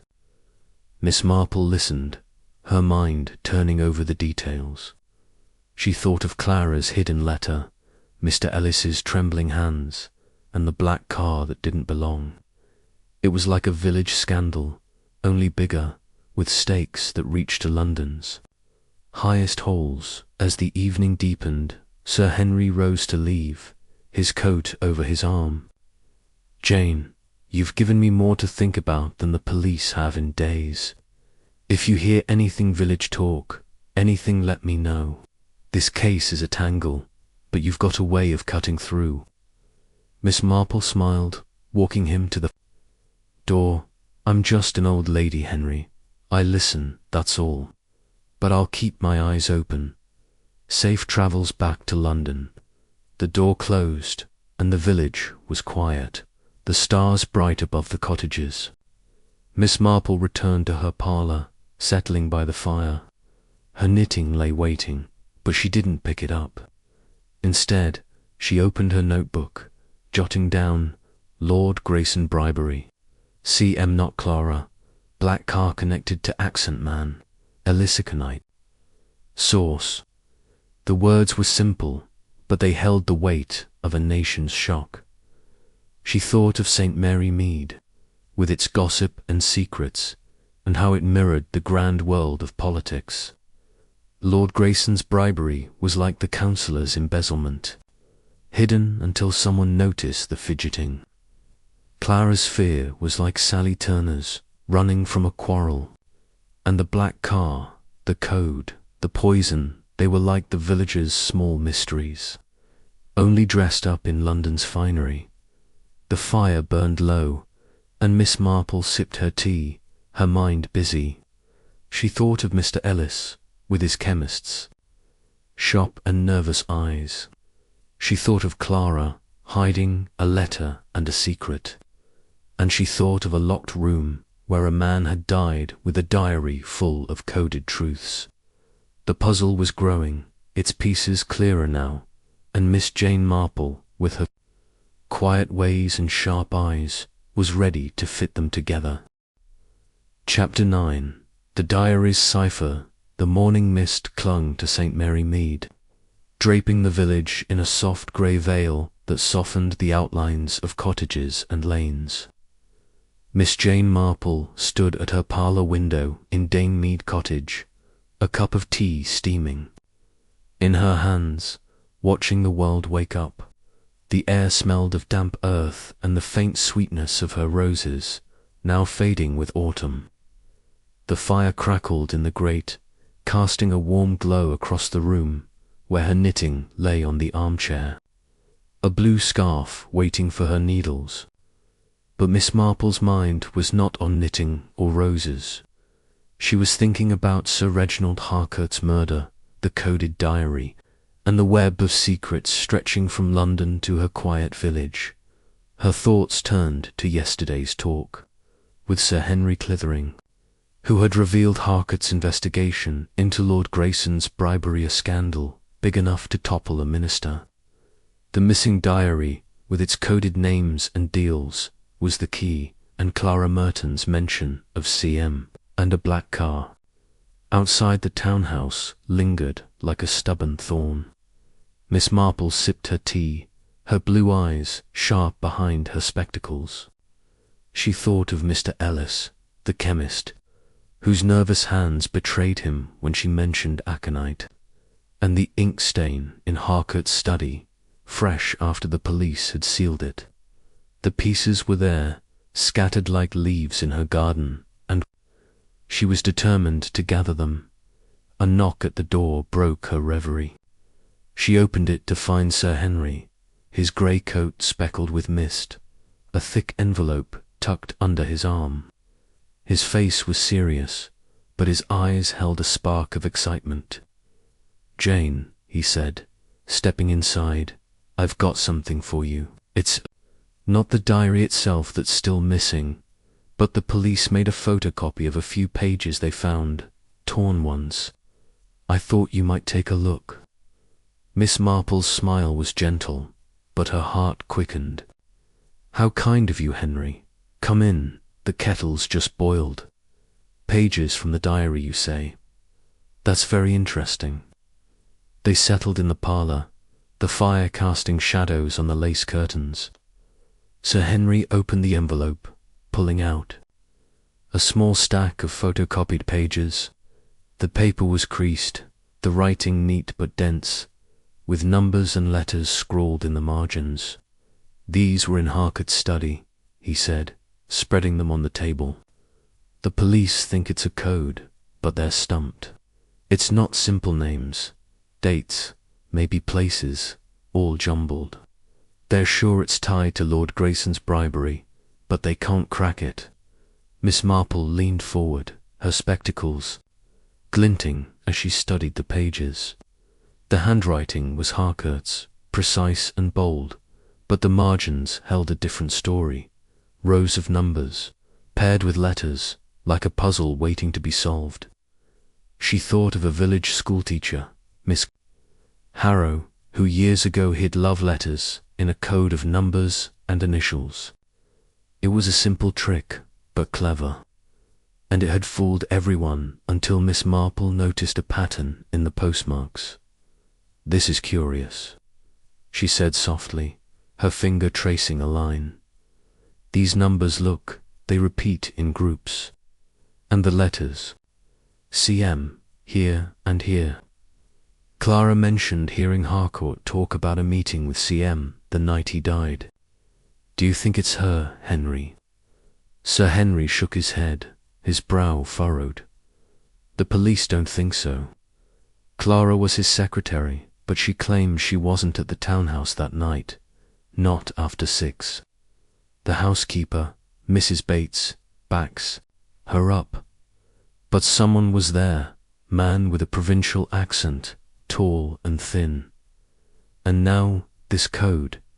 It's a tangle, Jane. Miss Marple nodded, her eyes on the pages. A tangle, yes. But tangles come undone if you pull the right thread. Like the time Mr. Grayson's nephew hid his thefts in a coated ledger. It was just numbers, but they told a story. Let me take a closer look, Henry. Sir Henry sipped his tea, watching as Miss Marple pored over the pages. Her fingers moved slowly, tracing the numbers and letters. Her mind working like her knitting needles, steady, precise, finding patterns where others saw chaos. The code was complex, but not impossible. She noticed the numbers followed a sequence, each paired with a letter, 3C, 7M, 12er. It reminded her of Miss Harrow's love letters, where numbers stood for words in a book both lovers shared. Harcourt, she guessed, used something similar, a key, perhaps a book in his study. Henry, she said at last, her voice calm but firm. These numbers might match words in a book, a specific page or line. Did the police find anything like that in the study, a book he kept close? Sir Henry's eyes widened. A book.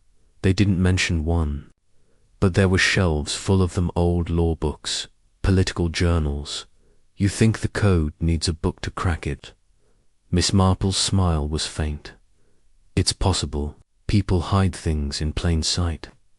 Like when Mrs. Baker's sister hid that silver spoon in a flour tin. We'll need to know what books were in that study. Sir Henry made a note, his pen scratching.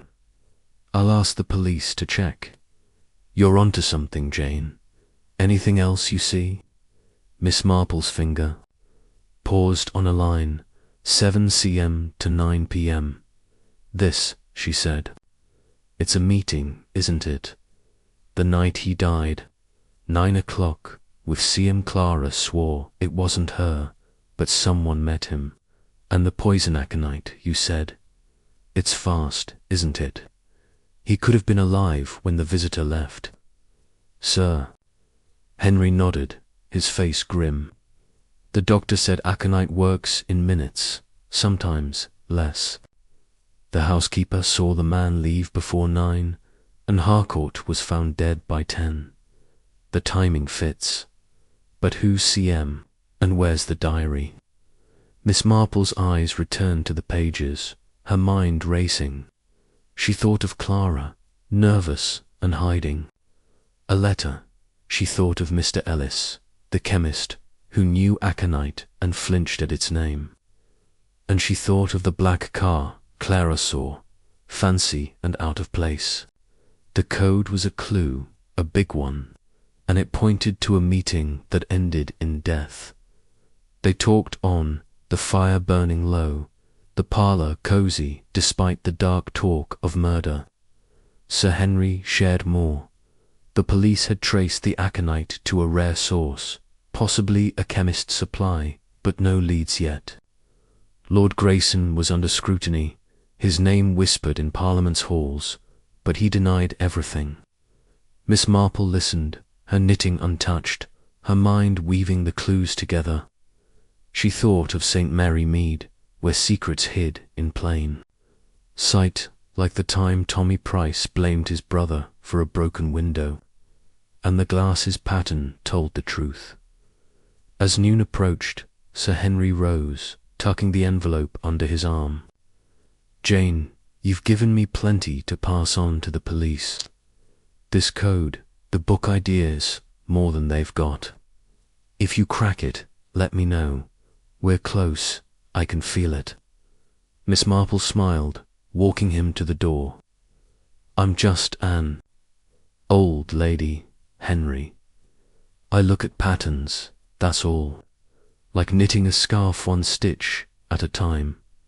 Safe travels. The door closed, and the village was quiet, the mist lifting to reveal a bright autumn day.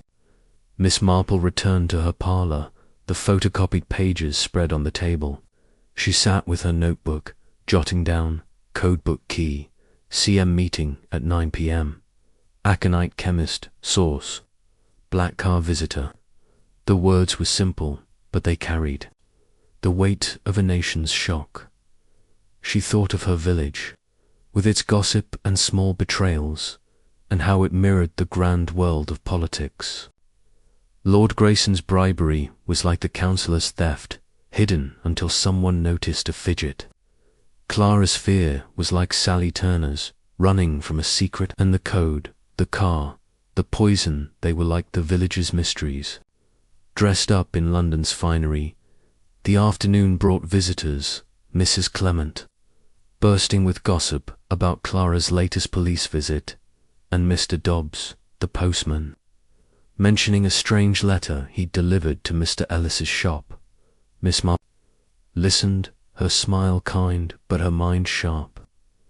She thought of the letter Clara hid, its bold handwriting, and wondered if it matched the one Mr. Dobbs saw. Small things, always the small things.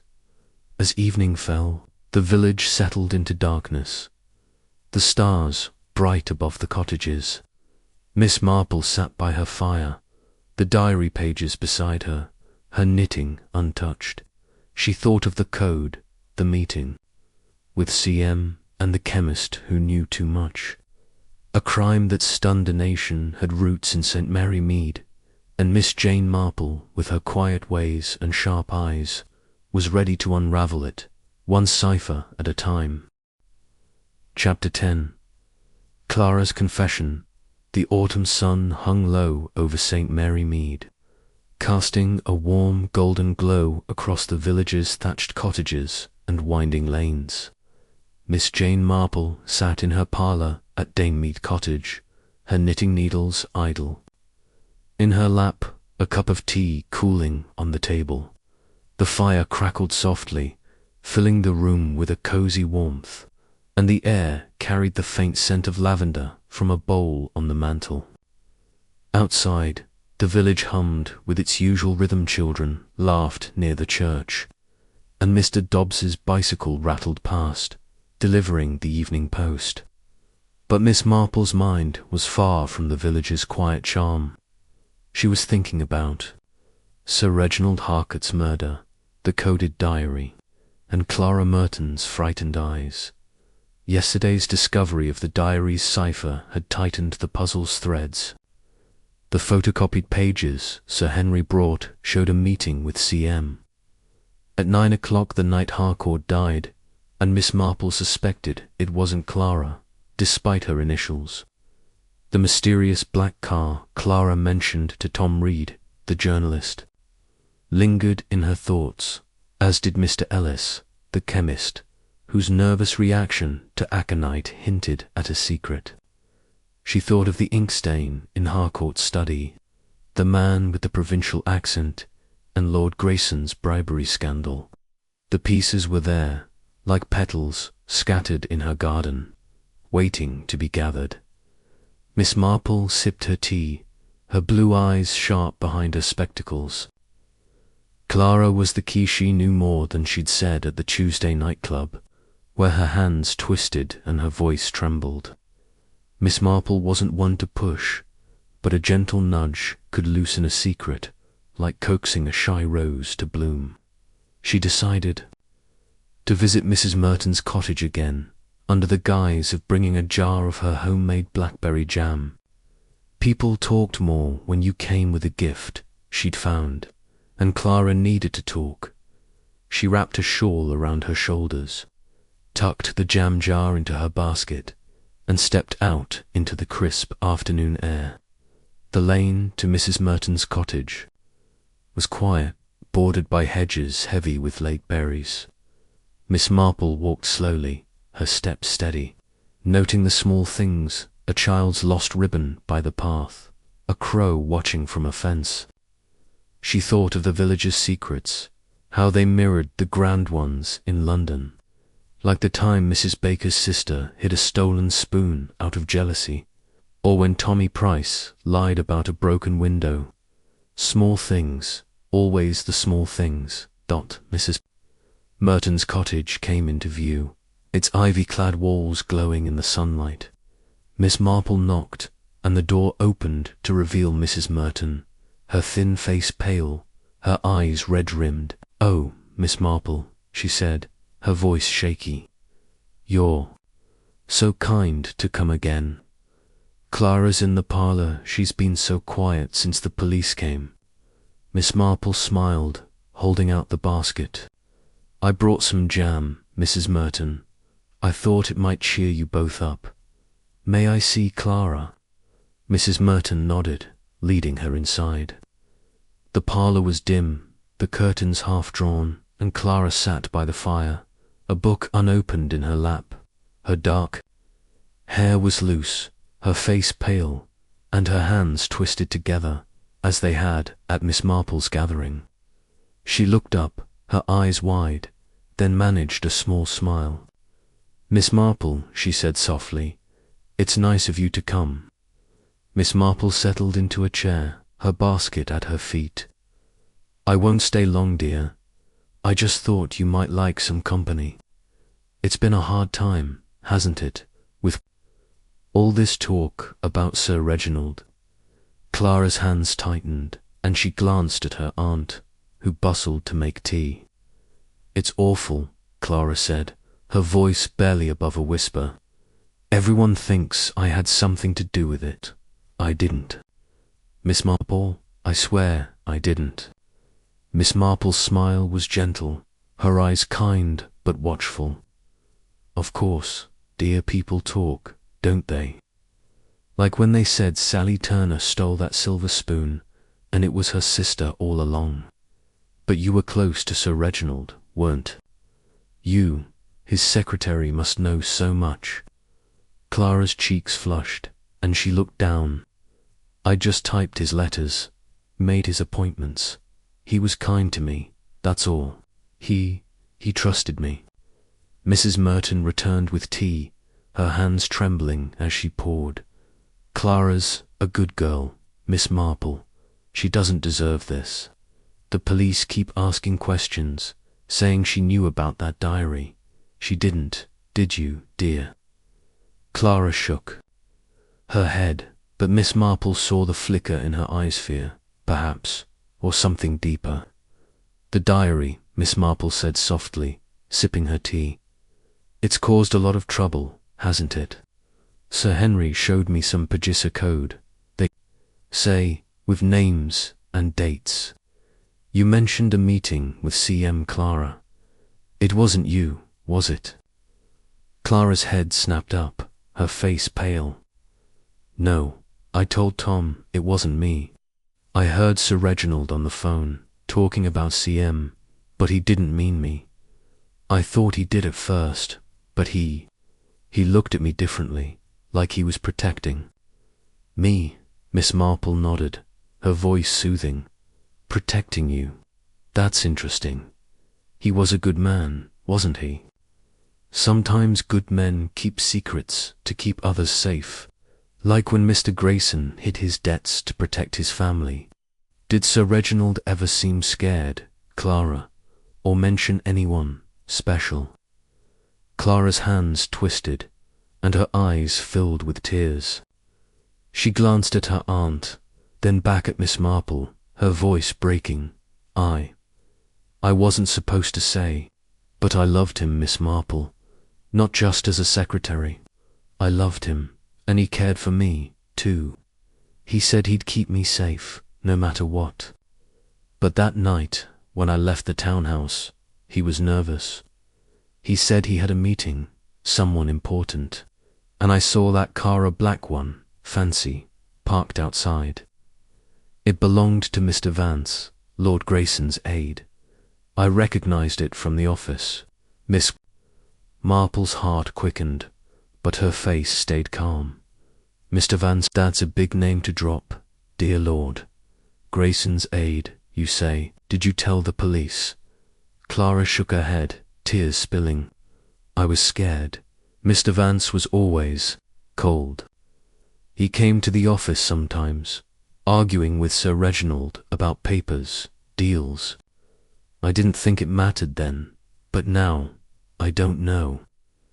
I didn't kill him, Miss Marple. I left at 6, like I told the police. He was alive when I left. Miss Marple reached out, patting Clara's hand. I believe you, dear. You've been brave, telling me this. It's like the time Tommy Price admitted to breaking that window. He was scared, but the truth set him free. This car, this Mr. Vance did. You see him that night? Clara shook her head. No, just the car. It was parked across the street, lights off. I thought it was odd, but I was in a hurry to catch my train. I didn't tell anyone, not even Tom. He keeps pushing me to talk, but I'm so afraid. Mrs. Merton gasped, her handkerchief to her mouth. Oh, Clara, why didn't you say? You've been carrying this all alone. Miss Marple's eyes were soft, but her mind was racing. A black car belonging to Mr. Vance, Lord Grayson's aide. The diary's code pointing to a meeting with CM at 9, and Mr. Ellis, the chemist, who knew aconite and flinched at its name. She thought of the ink stain in Harcourt's study, fresh after the police sealed it, and the man with the provincial accent. The pieces were fitting, like a quilt taking shape. You've done right, Clara, Miss Marple said, her voice gentle. Secrets are heavy, but sharing them lightens the load. Don't worry about Tom Reed. He's young, eager for a story. But you must tell the police about that car. It could be important. Clara nodded, wiping her eyes. I will. I didn't want to make things worse. Thank you, Miss Marple. Miss Marple stayed a while longer, sipping tea and talking of village matters. The new family at the manor, but her mind was elsewhere, weaving Clara's confession into the puzzle. As she left the cottage, the sun dipping low, she thought of Mr. Vance, a powerful man's aide, and a car that didn't belong. She thought of St. Mary Mead, where secrets hid in plain sight. Like the time Mrs. Baker's sister hid a spoon in a flour tin. Back at Danemead Cottage, Miss Marple settled by the fire, her knitting untouched.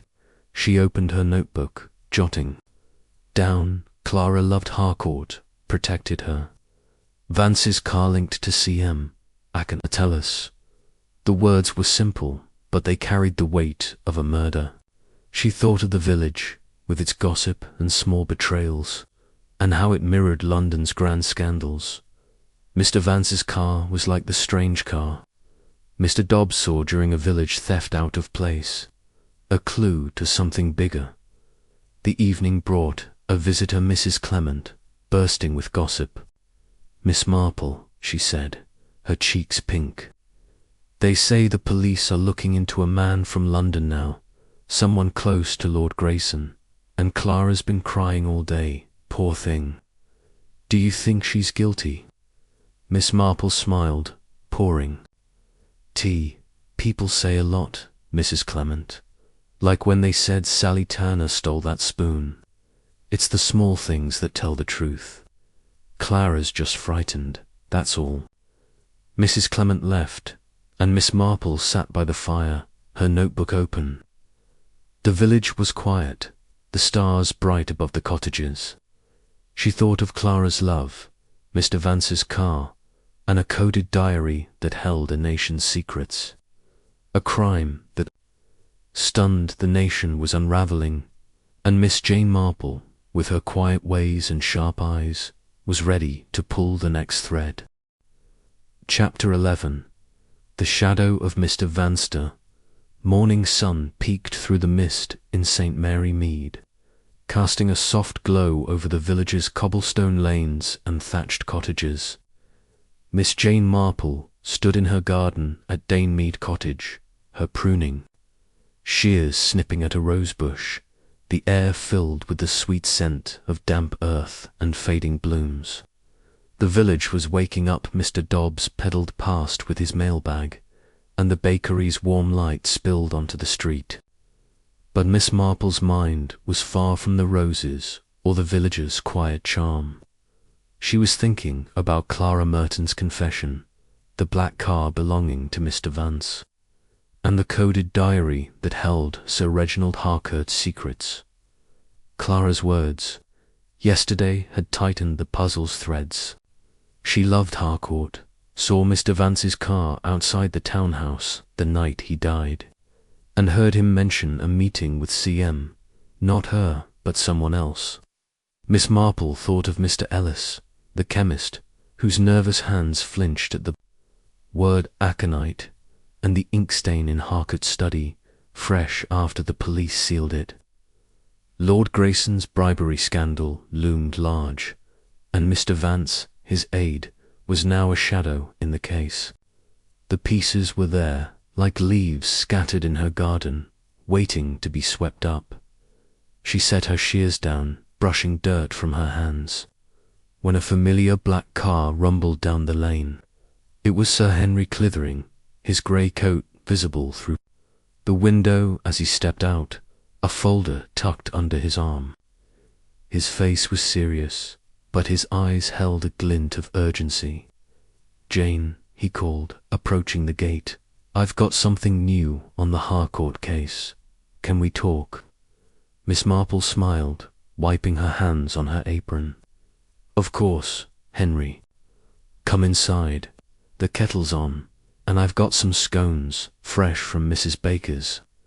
They settled in the parlour, the fire crackling in the grate, filling the room with warmth. The lace curtains softened the sunlight, and Miss Marple's knitting lay on the armchair, a blue scarf waiting for her needles. She poured tea, her hands steady, her blue eyes sharp behind her spectacles. "What's this news, Henry?" she asked, passing him a cup. "Something about the diary, I expect." Sir Henry nodded, opening the folder. "You're uncanny, Jane. The police have been digging into Lord Grayson's circle.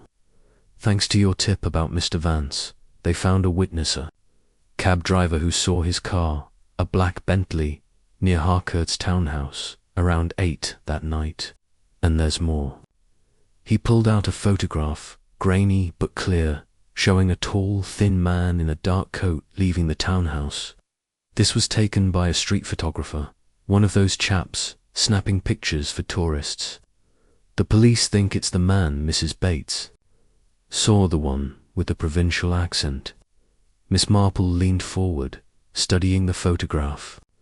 The man's face was half hidden by his hat, but his build was familiar, tall, thin. Like Mr. Ellis, she thought of the chemist's shop with its bottles and powders, and his nervous reaction to aconite. "Interesting," she said softly. "He looks like someone from a village, doesn't he? Like our Mr. Ellis, perhaps.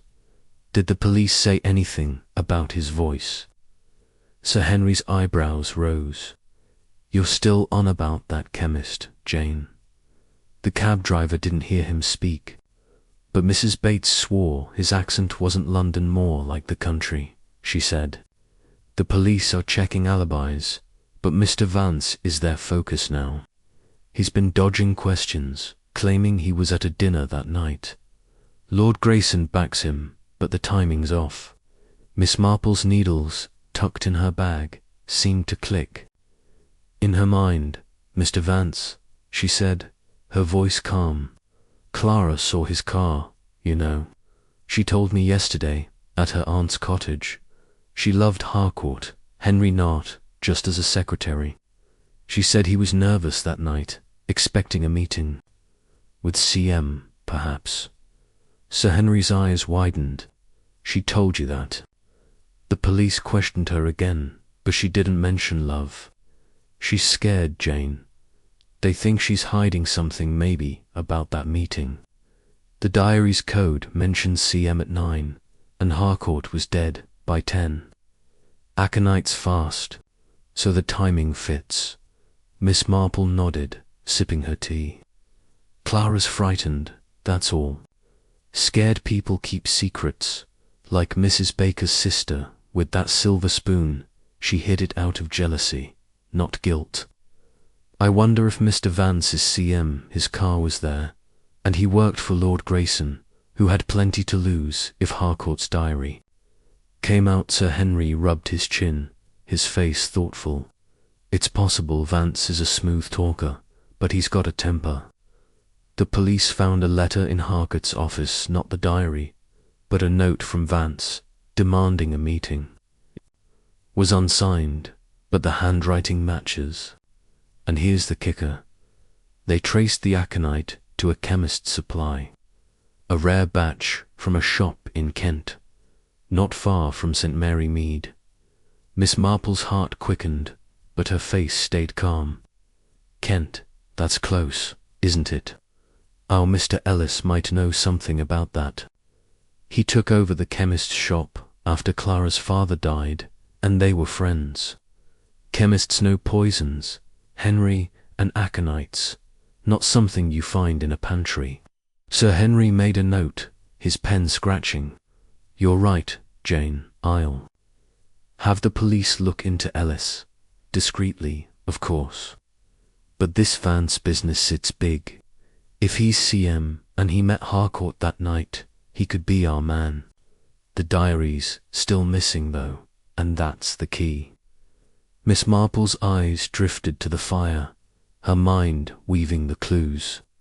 She thought of Clara's confession, her love for Harcourt, and the black car parked outside. She thought of Mr. Ellis, his nervous hands, and the photograph of a man who could be him. And she thought of the diary's code, pointing to a meeting that ended in death. It was like a village scandal, only bigger, with stakes that reached to Parliament. They talked on, the parlour cosy, despite the dark talk of murder. Sir Henry shared more. The police had questioned Lord Grayson, who swore he knew nothing of Vance's movements that night. The torn diary pages hinted at a bribery scheme involving foreign deals, but the code was still unbroken. Miss Marple listened, her knitting untouched, her mind turning over the details. She thought of St. Mary Mead, where secrets hid in plain sight, like the time Tommy Price lied about a broken window and the glass's pattern told the truth. As noon approached, Sir Henry rose, tucking the folder under his arm. Jane, you've given me more to chase than the police have in weeks. This Vance lead, the chemist, it's solid. If you hear anything in the village, let me know. We're up close. I can feel it. Miss Marple smiled, walking him to the door. I'm just an old lady, Henry.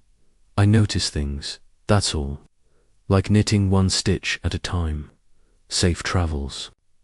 The door closed, and the village was quiet, the mist gone, revealing a bright autumn day.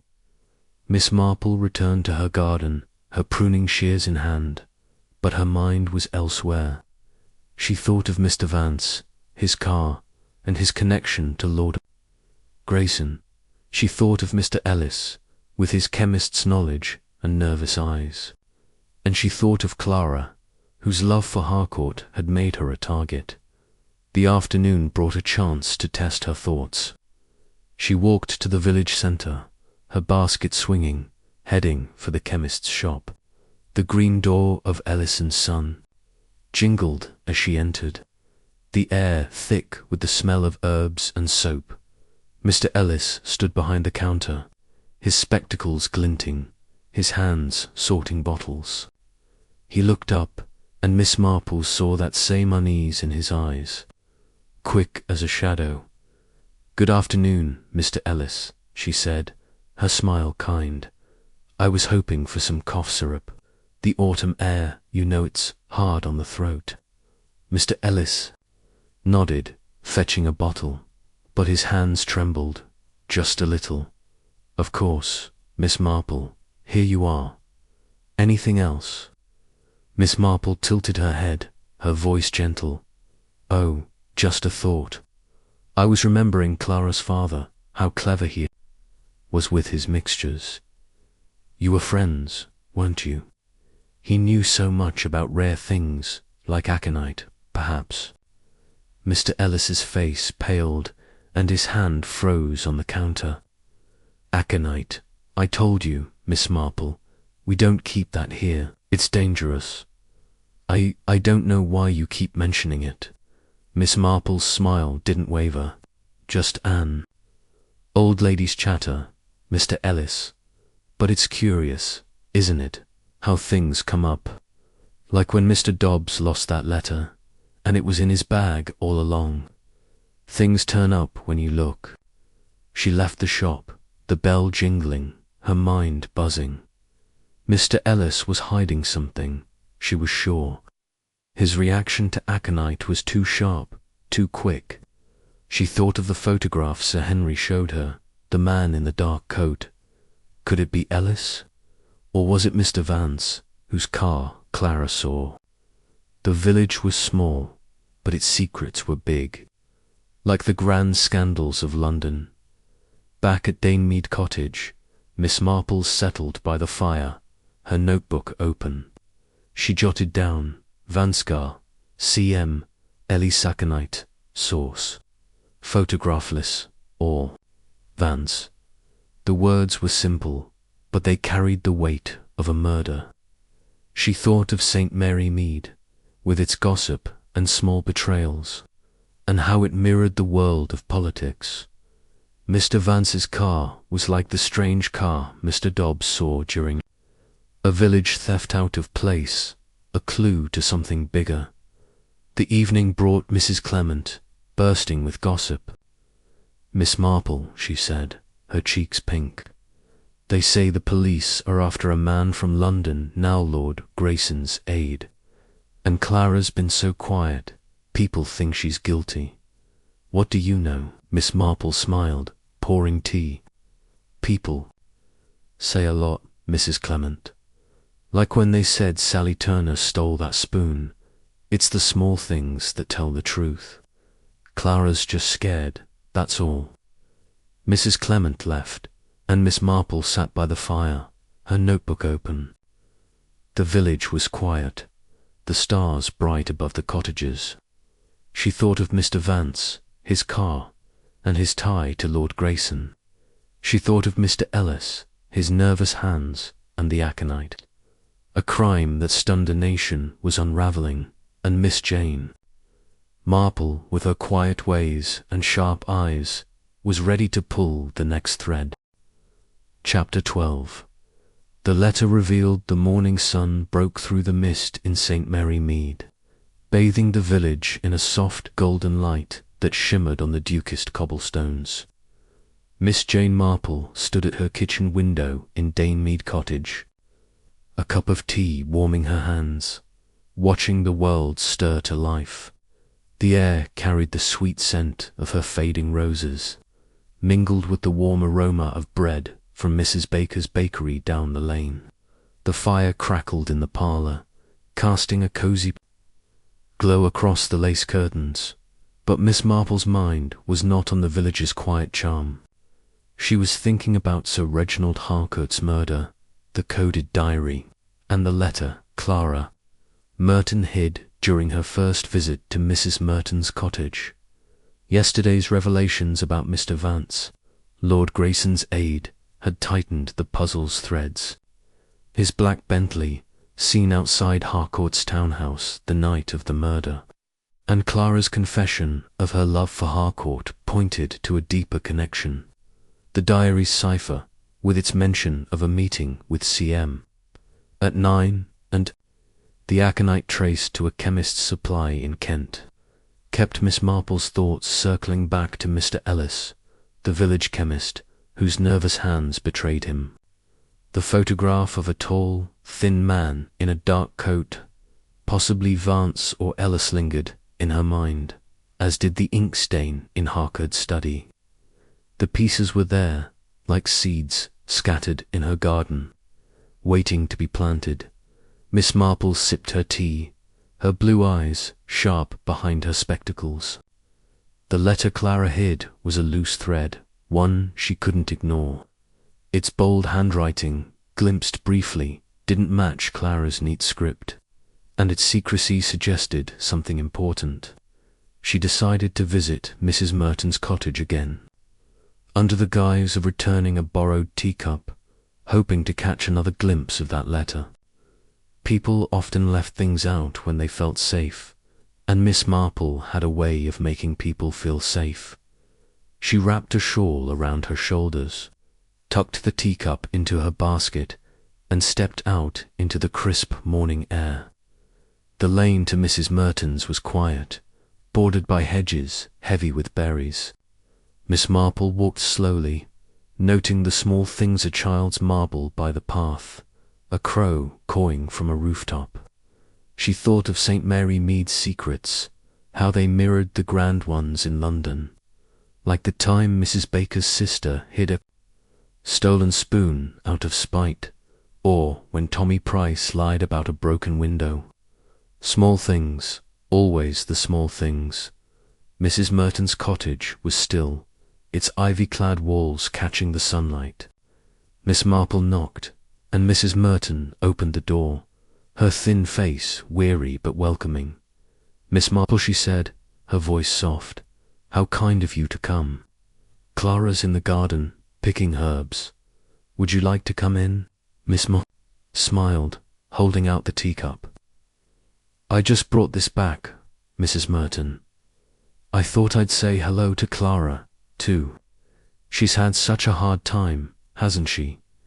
Mrs. Merton nodded, leading her inside. The parlour was warm, the fire low, and Miss Marple's eyes darted to the table where she'd seen the letter last time. It was gone, but a small writing desk in the corner caught her attention. The lid was ajar, and a corner of paper peeked out, its bold handwriting visible even from across the room. Her heart quickened, but she kept her face calm, settling into a chair as Mrs. Merton poured tea. "Clara's been so quiet," Mrs. Merton said, her hands twisting her apron. "The police keep coming, asking about that diary. She doesn't know anything, Miss Marple. She's a good girl." Miss Marple nodded, her voice gentle. "Of course she is. It's hard, with all this talk. Like when they said Sally Turner stole that spoon, it was her sister, in the end. Clara's just caught in a storm, isn't she?" Mrs. Merton sighed, her eyes misty. "She loved him, you know. Sir Reginald, she told me after you left yesterday. She's heartbroken, and now they think she's guilty." Miss Marple's smile was kind, but her mind was on that desk. Love makes things complicated, doesn't it? I wonder, did Clara ever mention a letter from Sir Reginald? Something private, perhaps? Mrs. Merton shook her head. "No, she didn't. But she's been so secretive lately, always checking the post. I thought it was just nerves." Miss Marple sipped her tea, her eyes drifting to the desk. "May I use your pen, Mrs. Merton? I promised Mrs. Clement a note about the church sale, and I forgot to bring one." Mrs. Merton nodded, bustling too. "The kitchen, of course. It's in the desk. Help yourself." Miss Marple moved quickly, her hands steady as she opened the desk's lid. The letter was there, tucked among bills and recipes, its bold handwriting clear. She scanned it, her heart racing. It was from Mr. Vance, addressed to Clara, dated a week before Harcourt's death. "Miss Merton," it read, "Sir Reginald must stop his inquiries. Tell him to meet me, 9 p.m, Tuesday. Name your price for the diary. Vault." The signature was a single letter, V, but the intent was clear. Miss Marple slipped the letter back, her mind buzzing. Vance wanted the diary, and he'd try to use Clara to get IT. Mrs. Merton returned, and Miss Marple scribbled a quick note, her face calm. "Thank you, dear," she said, tucking the note into her basket. "I'll see Clara in the garden before I go." She found Clara among the herbs, her hands pulling at mint leaves, her face pale. "Clara," Miss Marple said gently, "you look tired. I won't stay long, but I wanted to say you've been brave, telling me about Sir Reginald. If there's anything else, you can tell me, like a letter, perhaps." Clara's hands froze, her eyes wide. "A letter, I don't know what." "You mean?" Miss Marple's smile was soft. "It's all right, dear. Secrets are heavy, but sharing them helps. Like when Tommy Price admitted to that broken window. I know about Mr. Vance's letter, Clara. He wanted the diary, didn't he?" Clara's breath caught, and she sank onto a garden bench, tears spilling. "I didn't want to, Miss Marple. He sent it to my lodging in London, before it happened. He said he'd pay me to get the diary, but I refused. I loved Sir Reginald. I told him about the letter, and he was angry, said he'd handle Vance. That was the night he died. I didn't tell the police, I was so scared." Miss Marple sat beside her, patting her hand. "You've done right, telling me now. It's like the time Mr. Dobbs lost a letter, and it was in his bag all along. The truth comes out, Clara. Did you see Mr. Vance that night?" Clara shook her head. "Just his car, like I told you. I left at 6, before the meeting." "But Sir Reginald was nervous," he said. "Vance was dangerous, tied to Lord Grayson's deals." Miss Marple nodded, her mind racing.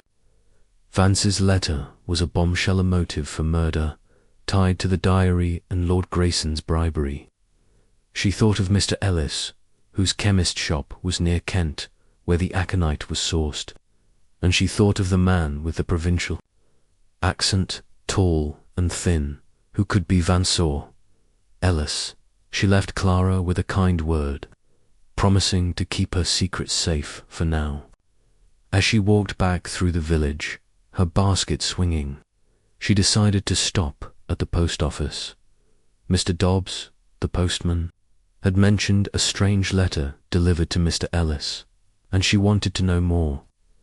The post office was small, its counter cluttered with stamps and parcels. Mr. Dobbs looked up, his face red from peddling. "Miss Marple," he said, grinning. "What brings you here? Need a stamp?" Miss Marple smiled, setting her basket down. "Just a chat, Mr. Dobbs. I was thinking about that letter you mentioned, the one to Mr. Ellis. It sounded odd, didn't it? Like the time you delivered that package to the manor by mistake." Mr. Dobbs chuckled, leaning forward. "You've got a memory, Miss Marple." It was a fancy envelope, not from around here. London postmark, bold writing. I gave it to Ellis last week, and he looked like he'd seen a ghost. Stuffed it in his pocket quick." Miss Marple's heart quickened, but her face stayed calm. "Bold writing, you say? That's curious. Probably nothing, like when they thought you lost that church fund letter." "Thank you, Mr. Dobbs." She left the post office, her mind buzzing. A letter to Mr. Ellis, with bold handwriting like Vance's. Could it be connected? She thought of the aconite, sourced near Kent, and Ellis's nervous hands. The village was small, but its secrets were big, like the scandals of London's elite. Back at Danemead Cottage, Miss Marple settled by the fire, her notebook open. She jotted down Vance letter to Clara, wanted diary. Ellis letter from London, aconite. Sourcec, Vance. The words were simple, but they carried the weight of a murder. She thought of St. Mary Mead, with its gossip and small betrayals, and how it mirrored the grand world of politics. Vance's letter was like the counsellor's hidden ledger, full of secrets. Clara's fear was like Sally Turner's, running from a truth too big to face. The evening brought Mrs. Clement, bursting with gossip. "Miss Marple," she said, her cheeks pink, "they say the police are closing in on a London man, Lord Grayson's aide, and Clara's been crying again. Do you think she's guilty?" Miss Marple smiled, pouring tea. "People say a lot. Mrs. Clement, like when they said Sally Turner stole that spoon. It's the small things that tell the truth. Clara's just scared, that's all." Mrs. Clement left, and Miss Marple sat by the fire, her knitting untouched. The village was quiet, the stars bright above the cottages. She thought of Vance's letter, Ellis's secret, and a diary that held a nation's secrets. A crime that stunned the nation was unraveling, and Miss Jane Marple, with her quiet ways and sharp eyes, was ready to pull the next thread. Chapter 13. The man in the photograph. The autumn breeze swept through St. Mary Mead, rustling the leaves along the village's cobblestone lanes and carrying the faint scent of wood smoke. Miss Jane Marple stood at her garden gate at Dane Mead Cottage, a shawl draped over her shoulders, watching the village settle into its morning rhythm. The bakery's warm glow spilled onto the street, and children scampered past, their laughter echoing against the church's stone walls. The air was crisp, tinged with the sweetness of her fading roses, but Miss Marple's mind was far from the village's quiet charm. She was thinking about Sir Reginald Harcourt's murder, the coded diary, and the photograph of a tall, thin man in a dark coat, seen leaving the townhouse the night of the crime. Yesterday's discovery of Mr. Vance's letter to Clara had tightened the puzzle's threads. The letter, demanding the diary and offering Clara money, pointed to a motive tied to Lord Grayson's bribery scandal. Clara's confession of her love for Harcourt and her sighting of Vance's black Bentley outside. The townhouse added weight to the clues. Miss Marple thought of Mr. Ellis, the chemist, whose nervous reaction to aconite and a mysterious letter with bold handwriting hinted at a deeper role. The photograph Sir Henry showed her lingered in her mind. Could it be Vance, Lord Grayson, aide, or Ellis, the village chemist? The pieces were there, like petals scattered in her garden, waiting to be gathered. Miss Marple adjusted her shawl, her blue eyes sharp behind her spectacles. The photograph was a key, and she needed to know more about the man it captured. She decided to visit Mr. Ellis's chemist shop again, under the guise of buying headache powders. People often revealed more when they thought you weren't looking, and Ellis's nervousness was a thread she couldn't ignore. She picked up her basket, empty but for a few coins, and set off down the lane, her steps slow but steady. The village was alive with its usual hum. Mr. Dobbs pedalled by with his mailbag, waving, and Mrs. Clement called out from the vicarage, her broom sweeping leaves. "Good morning, Miss Marple," she said, her eyes bright with gossip. "Have you heard? The police were at Clara's again last night. They say they're close to catching someone, a London man, maybe." Miss Marple smiled, pausing at the gate. "Good morning, Mrs. Clement. That's exciting, isn't it? But people talk a lot, like when they thought Tommy Price stole the church funds, and it was just a mix-up. We'll see what's true." Mrs. Clement leaned closer, her voice low. "They say it's Lord Grayson's man, that Mr. Vance. Clara's been so quiet, poor thing. Do you think she's hiding something?" Miss Marple's smile was gentle. "She's scared, that's all. Like Sally Turner, when she ran off over a quarrel. I'm just off to the chemist's for some headache powders." "Good day, Mrs. Clement." The chemist's shop, Ellis & Son, stood at the end of the high street, its green door faded but welcoming. The bell jingled as Miss Marple entered, the air thick with the smell of herbs and soap. Shelves lined the walls, crowded with glass bottles and jars, and the counter held a dusty ledger and a set of scales. Mr. Ellis stood behind it, his thin frame hunched, his spectacles glinting as he sorted pills. He looked up, and Miss Marple saw that familiar flash of unease in his eyes before he forced a smile. "Good morning, Miss Marple," he said, his voice tight. "Headache powders, is it? I've got just the thing." Miss Marple nodded, setting her basket on the counter. "Yes, please, Mr. Ellis. These autumn chills bring on such aches. You must be busy, with all the village coming to you for remedies." Mr. Ellis fetched a small packet, his hands moving quickly, almost too quickly. "Oh, it's steady enough. Nothing special." His eyes darted to the ledger, then back to her, and Miss Marple noted the way his fingers trembled. She tilted her head, her voice gentle. "You've been here a long time, haven't you? Since Clara's father passed.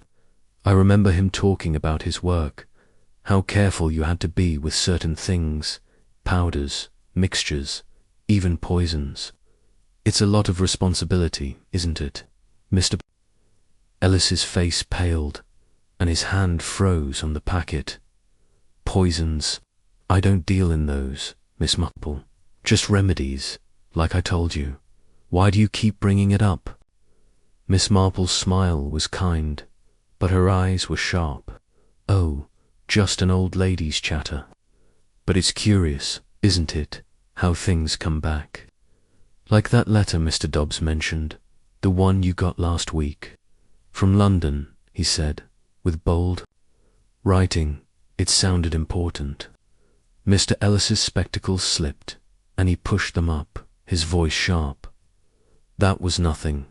Just business, from a supplier. People talk too much in this village." Miss Marple nodded, tucking the powders into her basket. "They do, don't they?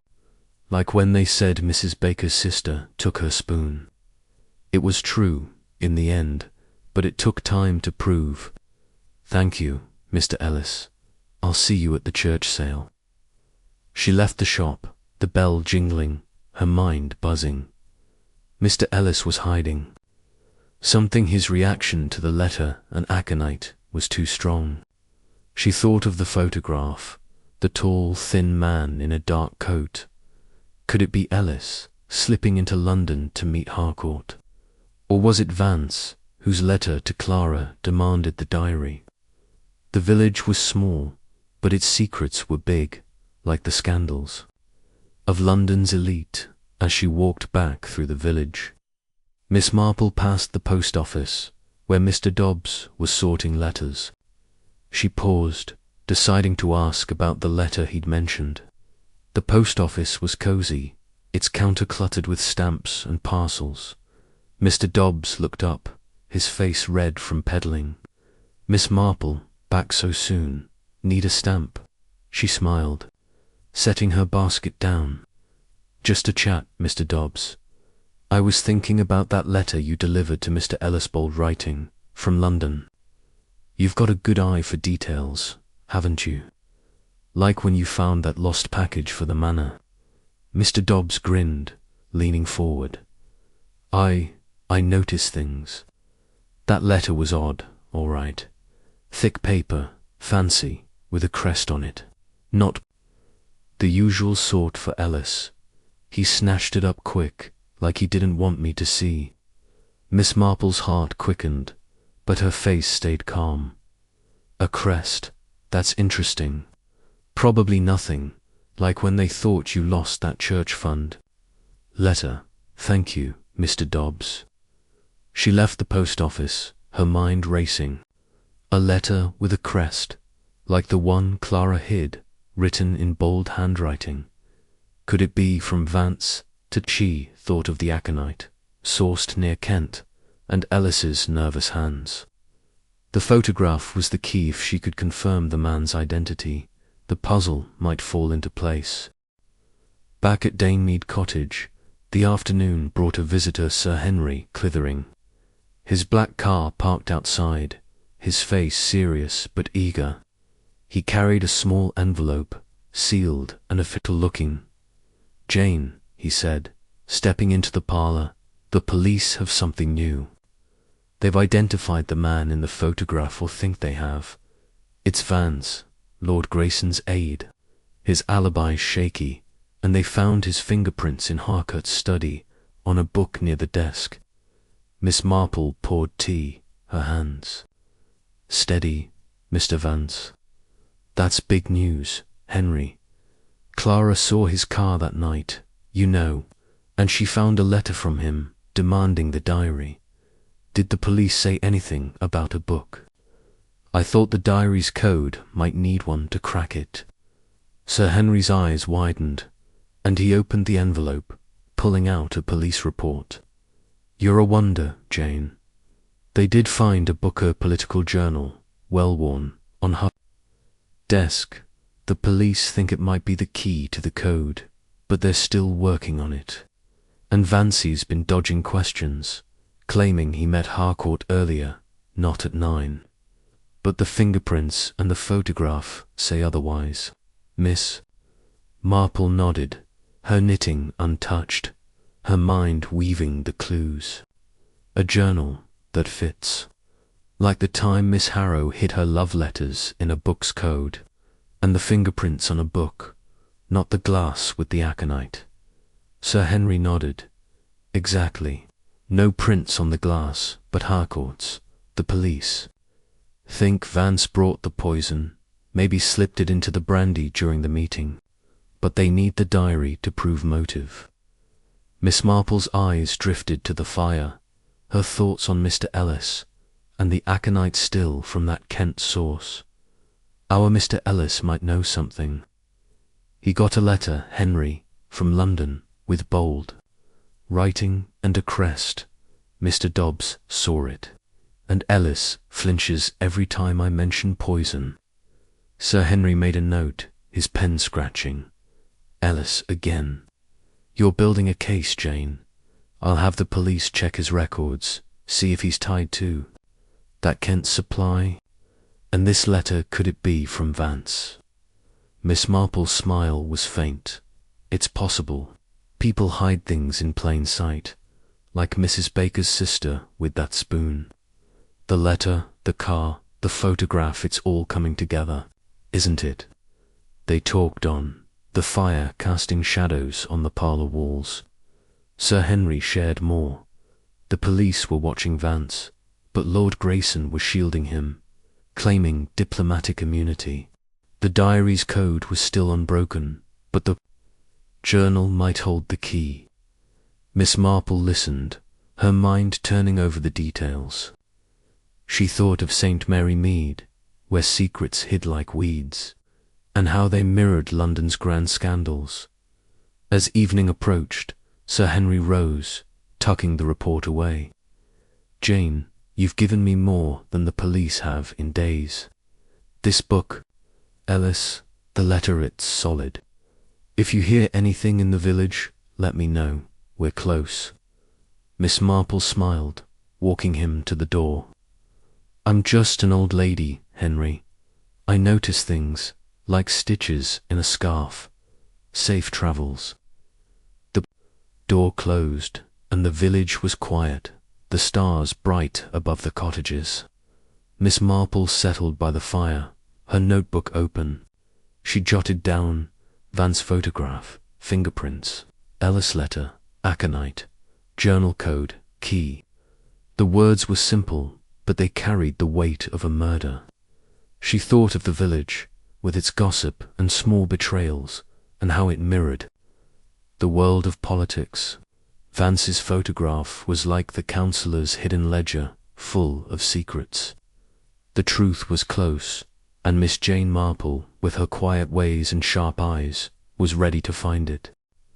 Chapter 14. The code unravelled. The autumn sun hung low over St. Mary Mead, casting long shadows across the village's cobblestone lanes and thatched cottages.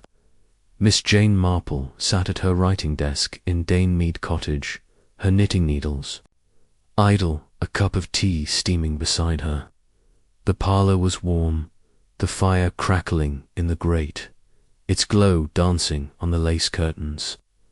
The air carried the faint scent of lavender from a bowl on the mantel, mingling with the sweetness of blackberry. Jam she'd set out for visitors. Outside, the village hummed with its usual rhythm. Children played near the church, and Mr. Dobbs's bicycle rattled past, delivering the morning post. But Miss Marple's mind was far from the village's quiet charm. She was thinking about Sir Reginald Harcourt's murder, the coded diary, and the photograph of the man in the dark coat. Yesterday's revelations had tightened the puzzle's threads.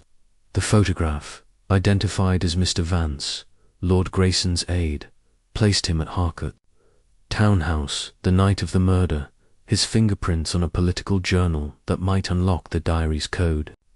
Clara's confession about Vance's letter, demanding the diary, and Mr. Ellis's nervous reaction to a London letter with bold handwriting, pointed to a conspiracy tied to Lord Grayson's bribery scandal. The aconite sourced near Kent kept Miss Marple's thoughts circling back to Mr. Ellis, the village chemist. The pieces were there, like seeds in her garden, waiting to be planted. Miss Marple sipped her tea, her blue eyes sharp behind her spectacles. The political journal, Sir Henry mentioned, was the key. She was sure of it. The diary's code, with its numbers and letters like 7 cm to 9 pm, likely referenced a book, just as Miss Harrow's love letters had used a novel's pages years ago. Sir Henry had promised to send a list of the journal's contents, and she expected his call today. In the meantime, the church sale was this afternoon, and Mr. Ellis would be there, helping with the tea stall. It was a chance to watch him, perhaps even ask about that letter Mr. Dobbs had seen. She opened her notebook, jotting down journal code key, Vance photograph, fingerprints, Ellis letter, aconite, CM not, Clara, Vance. The words were simple, but they carried the weight of a murder. She thought of St. Mary Mead, where secrets hid in plain sight, like Mrs. Baker's sister with that stolen spoon, or Tommy Price's lie about a broken window. The village's small betrayals mirrored London's grand scandals, and she was determined to unravel them. A knock at the door broke her thoughts.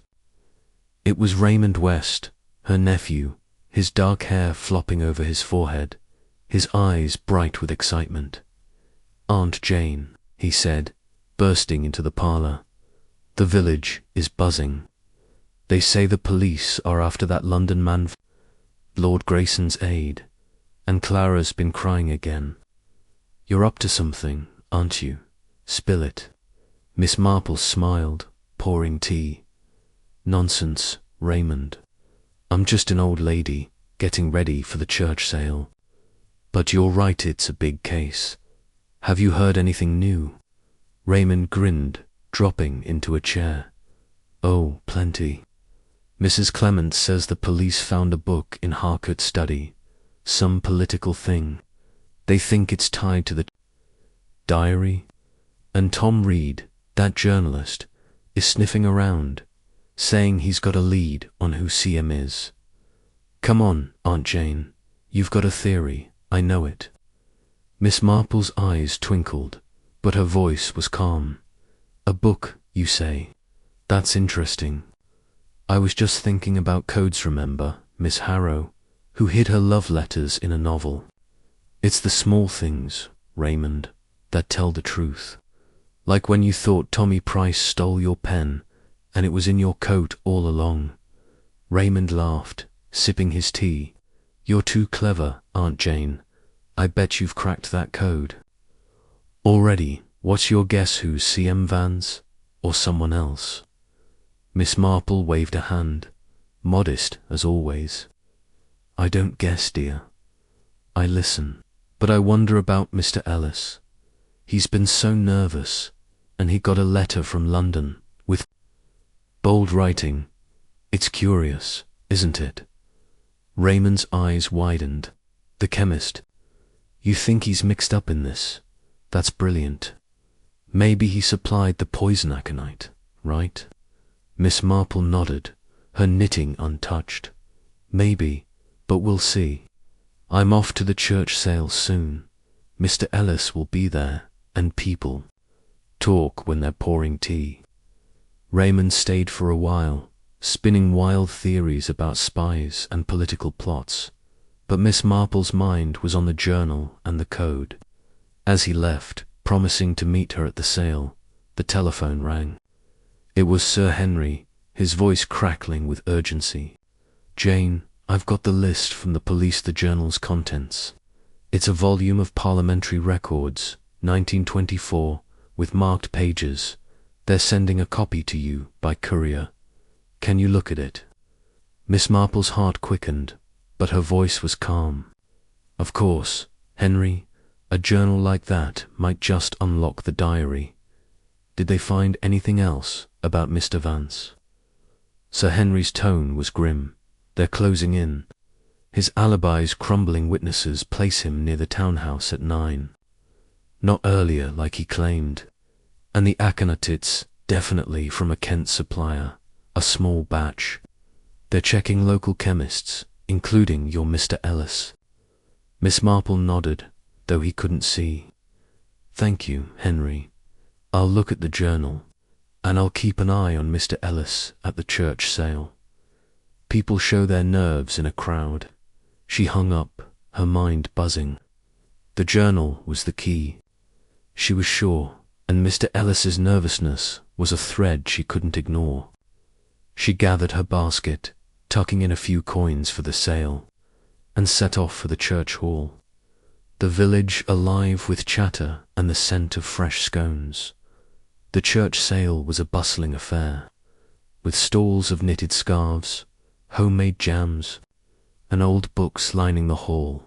Villagers milled about, their voices a cheerful hum, and Miss Marple moved through the crowd, her eyes sharp. She spotted Mr. Ellis at the tea stall, his thin frame hunched as he poured cups, his spectacles glinting under the hall's lights. His hands trembled, just a little, and she noted the way he glanced at the door, as if expecting someone. She approached, her smile kind. Mr. Ellis, how nice to see you helping out. The tea smells lovely. You must be tired, with all the village coming to your shop lately. Mr. Ellis's eyes darted to her, then away. Oh, it's no trouble, Miss Marple. Just doing my bit. Would you like a cup? She nodded, watching as he poured. Thank you. It's a busy day, isn't it? I was thinking about Clara's father. How he loved these sales. You were friends, weren't you? He knew so much about remedies and poisons, I suppose. Mr. Ellis's hand jerked, spilling a drop of tea. Poisons. I've told you, Miss Marple, I don't deal in those. Just headache powders, cough syrup. Why do you keep asking? Miss Marple's voice was gentle, but her eyes were sharp. Just an old lady's chatter. But it's funny, isn't it, how things come up? Like that letter you got, with the London crest. Mr. Dobbs mentioned it. It sounded important. Mr. Ellis's face paled, and he set the teapot down hard. That was nothing. A supplier, like I said. You shouldn't listen to gossip, Miss Marple. She smiled, taking her tea. Oh, I don't. But gossip can lead to truth. Like when Mrs. Baker's sister admitted to stealing that spoon. Thank you, Mr. Ellis. She moved away, her mind racing. Ellis was hiding something, and that letter was part of it, she thought. Of the photograph, the man in the dark coat, and wondered if it could be him. But Vance's fingerprints on the journal pointed to him, and Clara's sighting of his car sealed it. The puzzle was tightening, like a quilt nearly finished. back at Danemead Cottage. The courier arrived with the journal copy, a thick volume of parliamentary records. 1924. Miss Marple settled at her desk, the fire low, and opened the diary pages beside it. The code numbers, like 3C, 7M, 12A matched lines in the journal, she was sure. She flipped to page 3, line 7, and found a name, Charles Mortimer. Her heart quickened. C.M. Not Clara, not Vance, but Charles Mortimer, a minor official in Lord Grayson's office, known for handling sensitive deals. She cross-checked the diary's 7C M9 PM entry, finding a reference to a meeting about foreign funds on page 7, line 9. The code was simple but clever, using the journal as a key to hide names and dates. Mortimer, she guessed, met Harcourt that night, and Vance was there to ensure the diary didn't surface. She thought of Mr. Ellis, whose shop was near Kent, and the aconite. Could he have supplied it to Mortimer or Vance? The evening brought Mrs. Clement, bursting with gossip. Miss Marple, she said, her cheeks pink. They say the police are after a new man, no, not Vance, but someone in Lord Grayson's office. And Mr. Ellis was so jumpy at the sale. What do you know? Miss Marple smiled, pouring tea. People say a lot, Mrs. Clement, like when they said Sally Turner stole that spoon. It's the small things that tell the truth. Mr. Ellis is just nervous, that's all. Mrs. Clement left, and Miss Marple sat by the fire, her notebook open. She jotted down Charles Mortimer C.M., meeting at 9 p.m., journal code key, a Lysiconite supplier. The village was quiet, the stars bright above the cottages. A crime that stunned a nation was unraveling, and Miss Jane Marple, with her quiet ways and sharp eyes, was ready to pull the final threads. Chapter 15. The final thread. The late autumn sun bathed St. Mary Mead in a gentle golden glow, softening the edges of the village's cobblestone lanes and thatched cottages. Miss Jane Marple sat in her parlour at Danemead Cottage, her knitting needles clicking softly, a cup of tea cooling on the table beside her.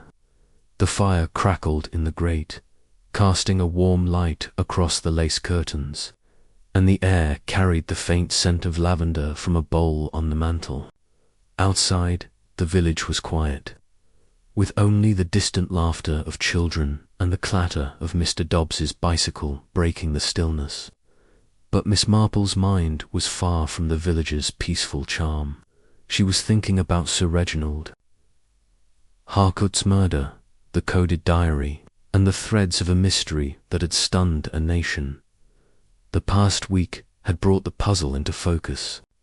The diary's code, cracked using the Parliamentary Records Journal, revealed a meeting with C.M. Sell Charles Mortimer, a minor official in Lord Grayson's office, at 9 o'clock the night Harcourt died. Mr. Vance's letter to Clara, demanding the diary, and his black Bentley outside the townhouse pointed to his involvement, but not as the killer. Mr. Ellis, the village chemist, with his nervous hands and a London letter with bold handwriting, was tied to the aconite sourced from Kent. The photograph of a tall, thin man in a dark coat, identified as Vance but resembling Ellis, lingered in her thoughts, as did the ink stain in Harcourt's study. The pieces were there, like a quilt, nearly finished, and Miss Marple was ready to sew the final stitches. She sipped her tea, her blue eyes sharp behind her spectacles. The key was Mortimer, his name in the diary, his role in Lord Grayson's bribery scandal. But how did he connect to Mr. Ellis, and why had Clara been so frightened? Miss Marple thought of the letter Clara hid, Vance's demand for the diary, and Ellis's reaction to aconite.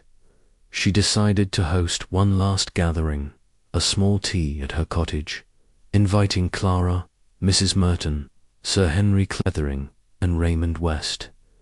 People talked when they felt safe, and a cosy parlour could unravel even the tightest secrets. She set her knitting aside, picked up her basket, and headed to the village to invite her guests. The lane was quiet, bordered by hedges heavy with late berries, and Miss Marple walked slowly, noting the small things: a child's lost ribbon, a crow watching from a fence. She thought of St. Mary Mead's secrets, how they mirrored London's grand scandals, like Mrs. Baker's sister, who hid a stolen spoon out of spite, or Tommy Price, who lied about a broken window. Small things, always the small things. At Mrs. Merton's cottage, she found Clara in the parlour, her face pale, her hands twisting a handkerchief. Mrs. Merton hovered nearby, her eyes worried. "Miss Marple," Mrs. Merton said, her voice shaky. "You're so kind to visit again. Clara's been so quiet since the police came." Miss Marple smiled, holding out her basket. "I thought you might join me for tea tomorrow, both of you. Just a small gathering to take our minds off things. Sir Henry and Raymond will be there. Will you come?" Clara nodded, her eyes wary. "Thank you, Miss Marple. I'll try.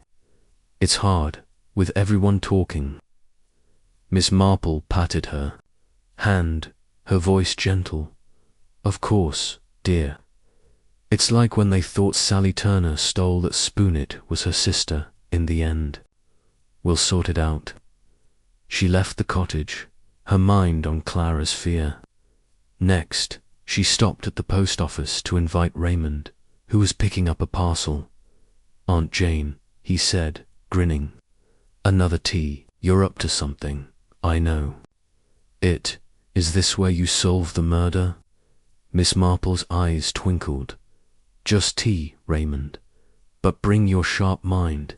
You're good at noticing things, like when you found that pen in your coat."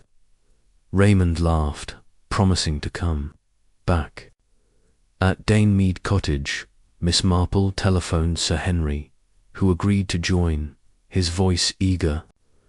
"Jane, I hope you've got something up your sleeve.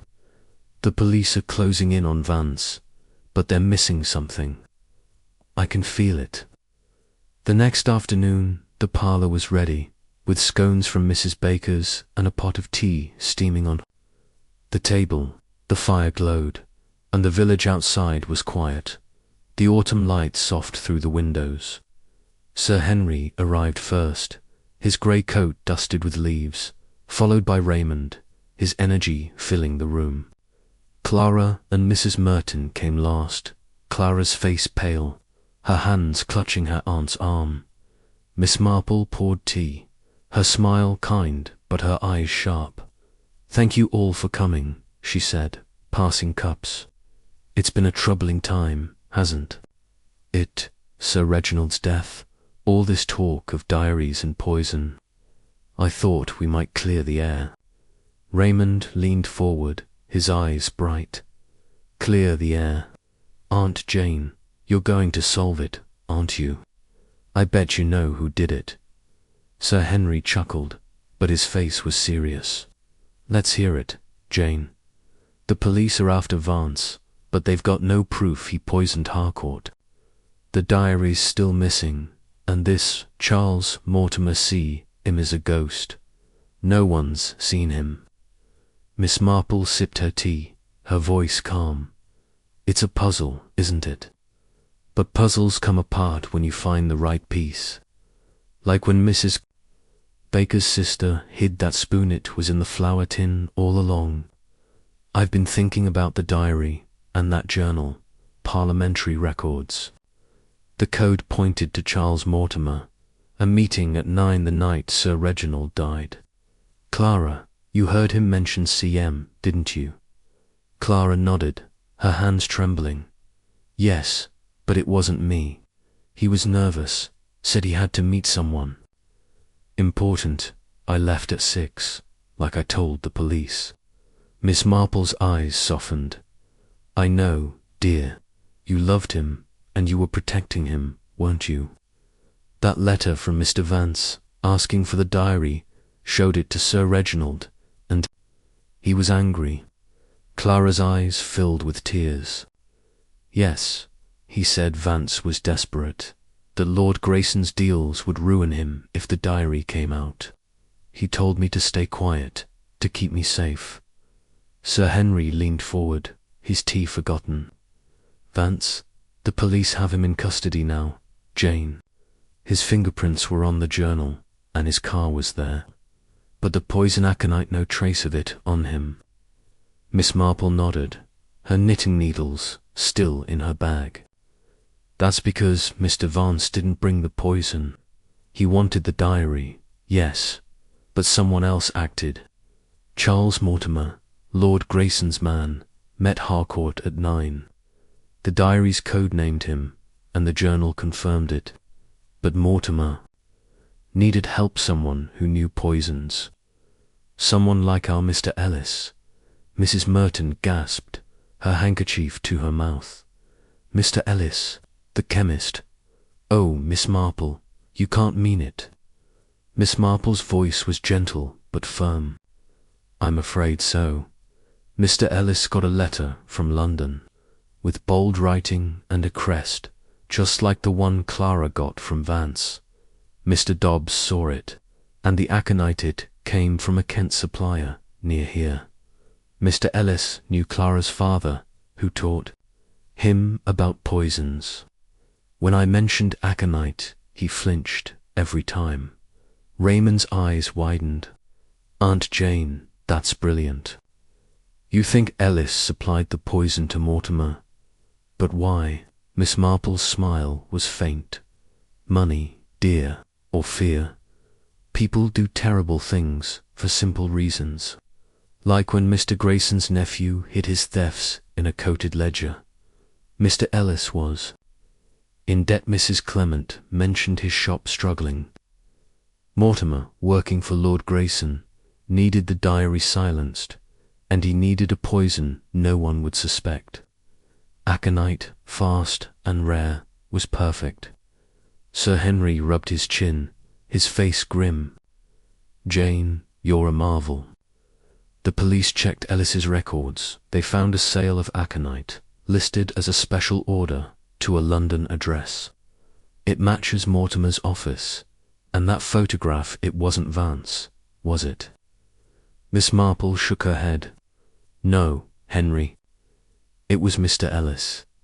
He's tall, thin, and his provincial accent fits Mrs. Bates's description. Vance was there earlier, arguing about the diary, but Ellis came later, with Mortimer. They planned it together. Mortimer met Harcourt, slipped the aconite into his brandy, and Ellis ensured the diary vanished. Clara's voice broke, tears streaming. Mr. Ellis, he was my father's friend. How could he? Miss Marple patted her hand, her eyes kind. He was desperate, dear, like Sally Turner running from a quarrel. But you helped, Clara, by telling me about the car and the letter. You've been brave. Sir Henry stood, his face resolute. Jane, this is enough to crack the case. I'll call the police now, Ellis, and Mortimer won't slip away. The diary's probably destroyed, but we've got the journal and the records. Miss Marple nodded, her knitting untouched.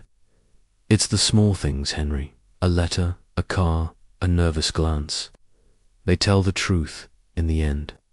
The tea ended and the guests left, Clara clinging to her aunt, Raymond buzzing with excitement, Sir Henry already on the phone. Miss Marple sat by the fire, her notebook open, the final threads sewn. She thought of St. Mary Mead, with its gossip and small betrayals, and how it mirrored London's grand scandals.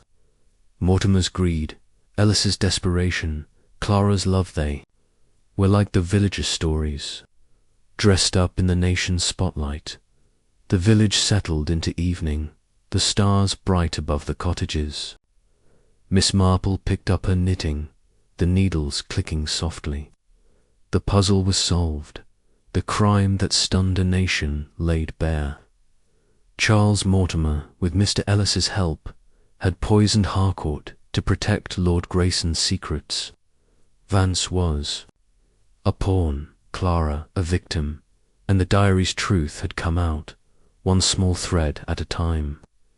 Miss Jane Marple, with her quiet ways and sharp eyes, smiled into the firelight. Content that St. Mary Mead's lessons had unravelled even the grandest of mysteries.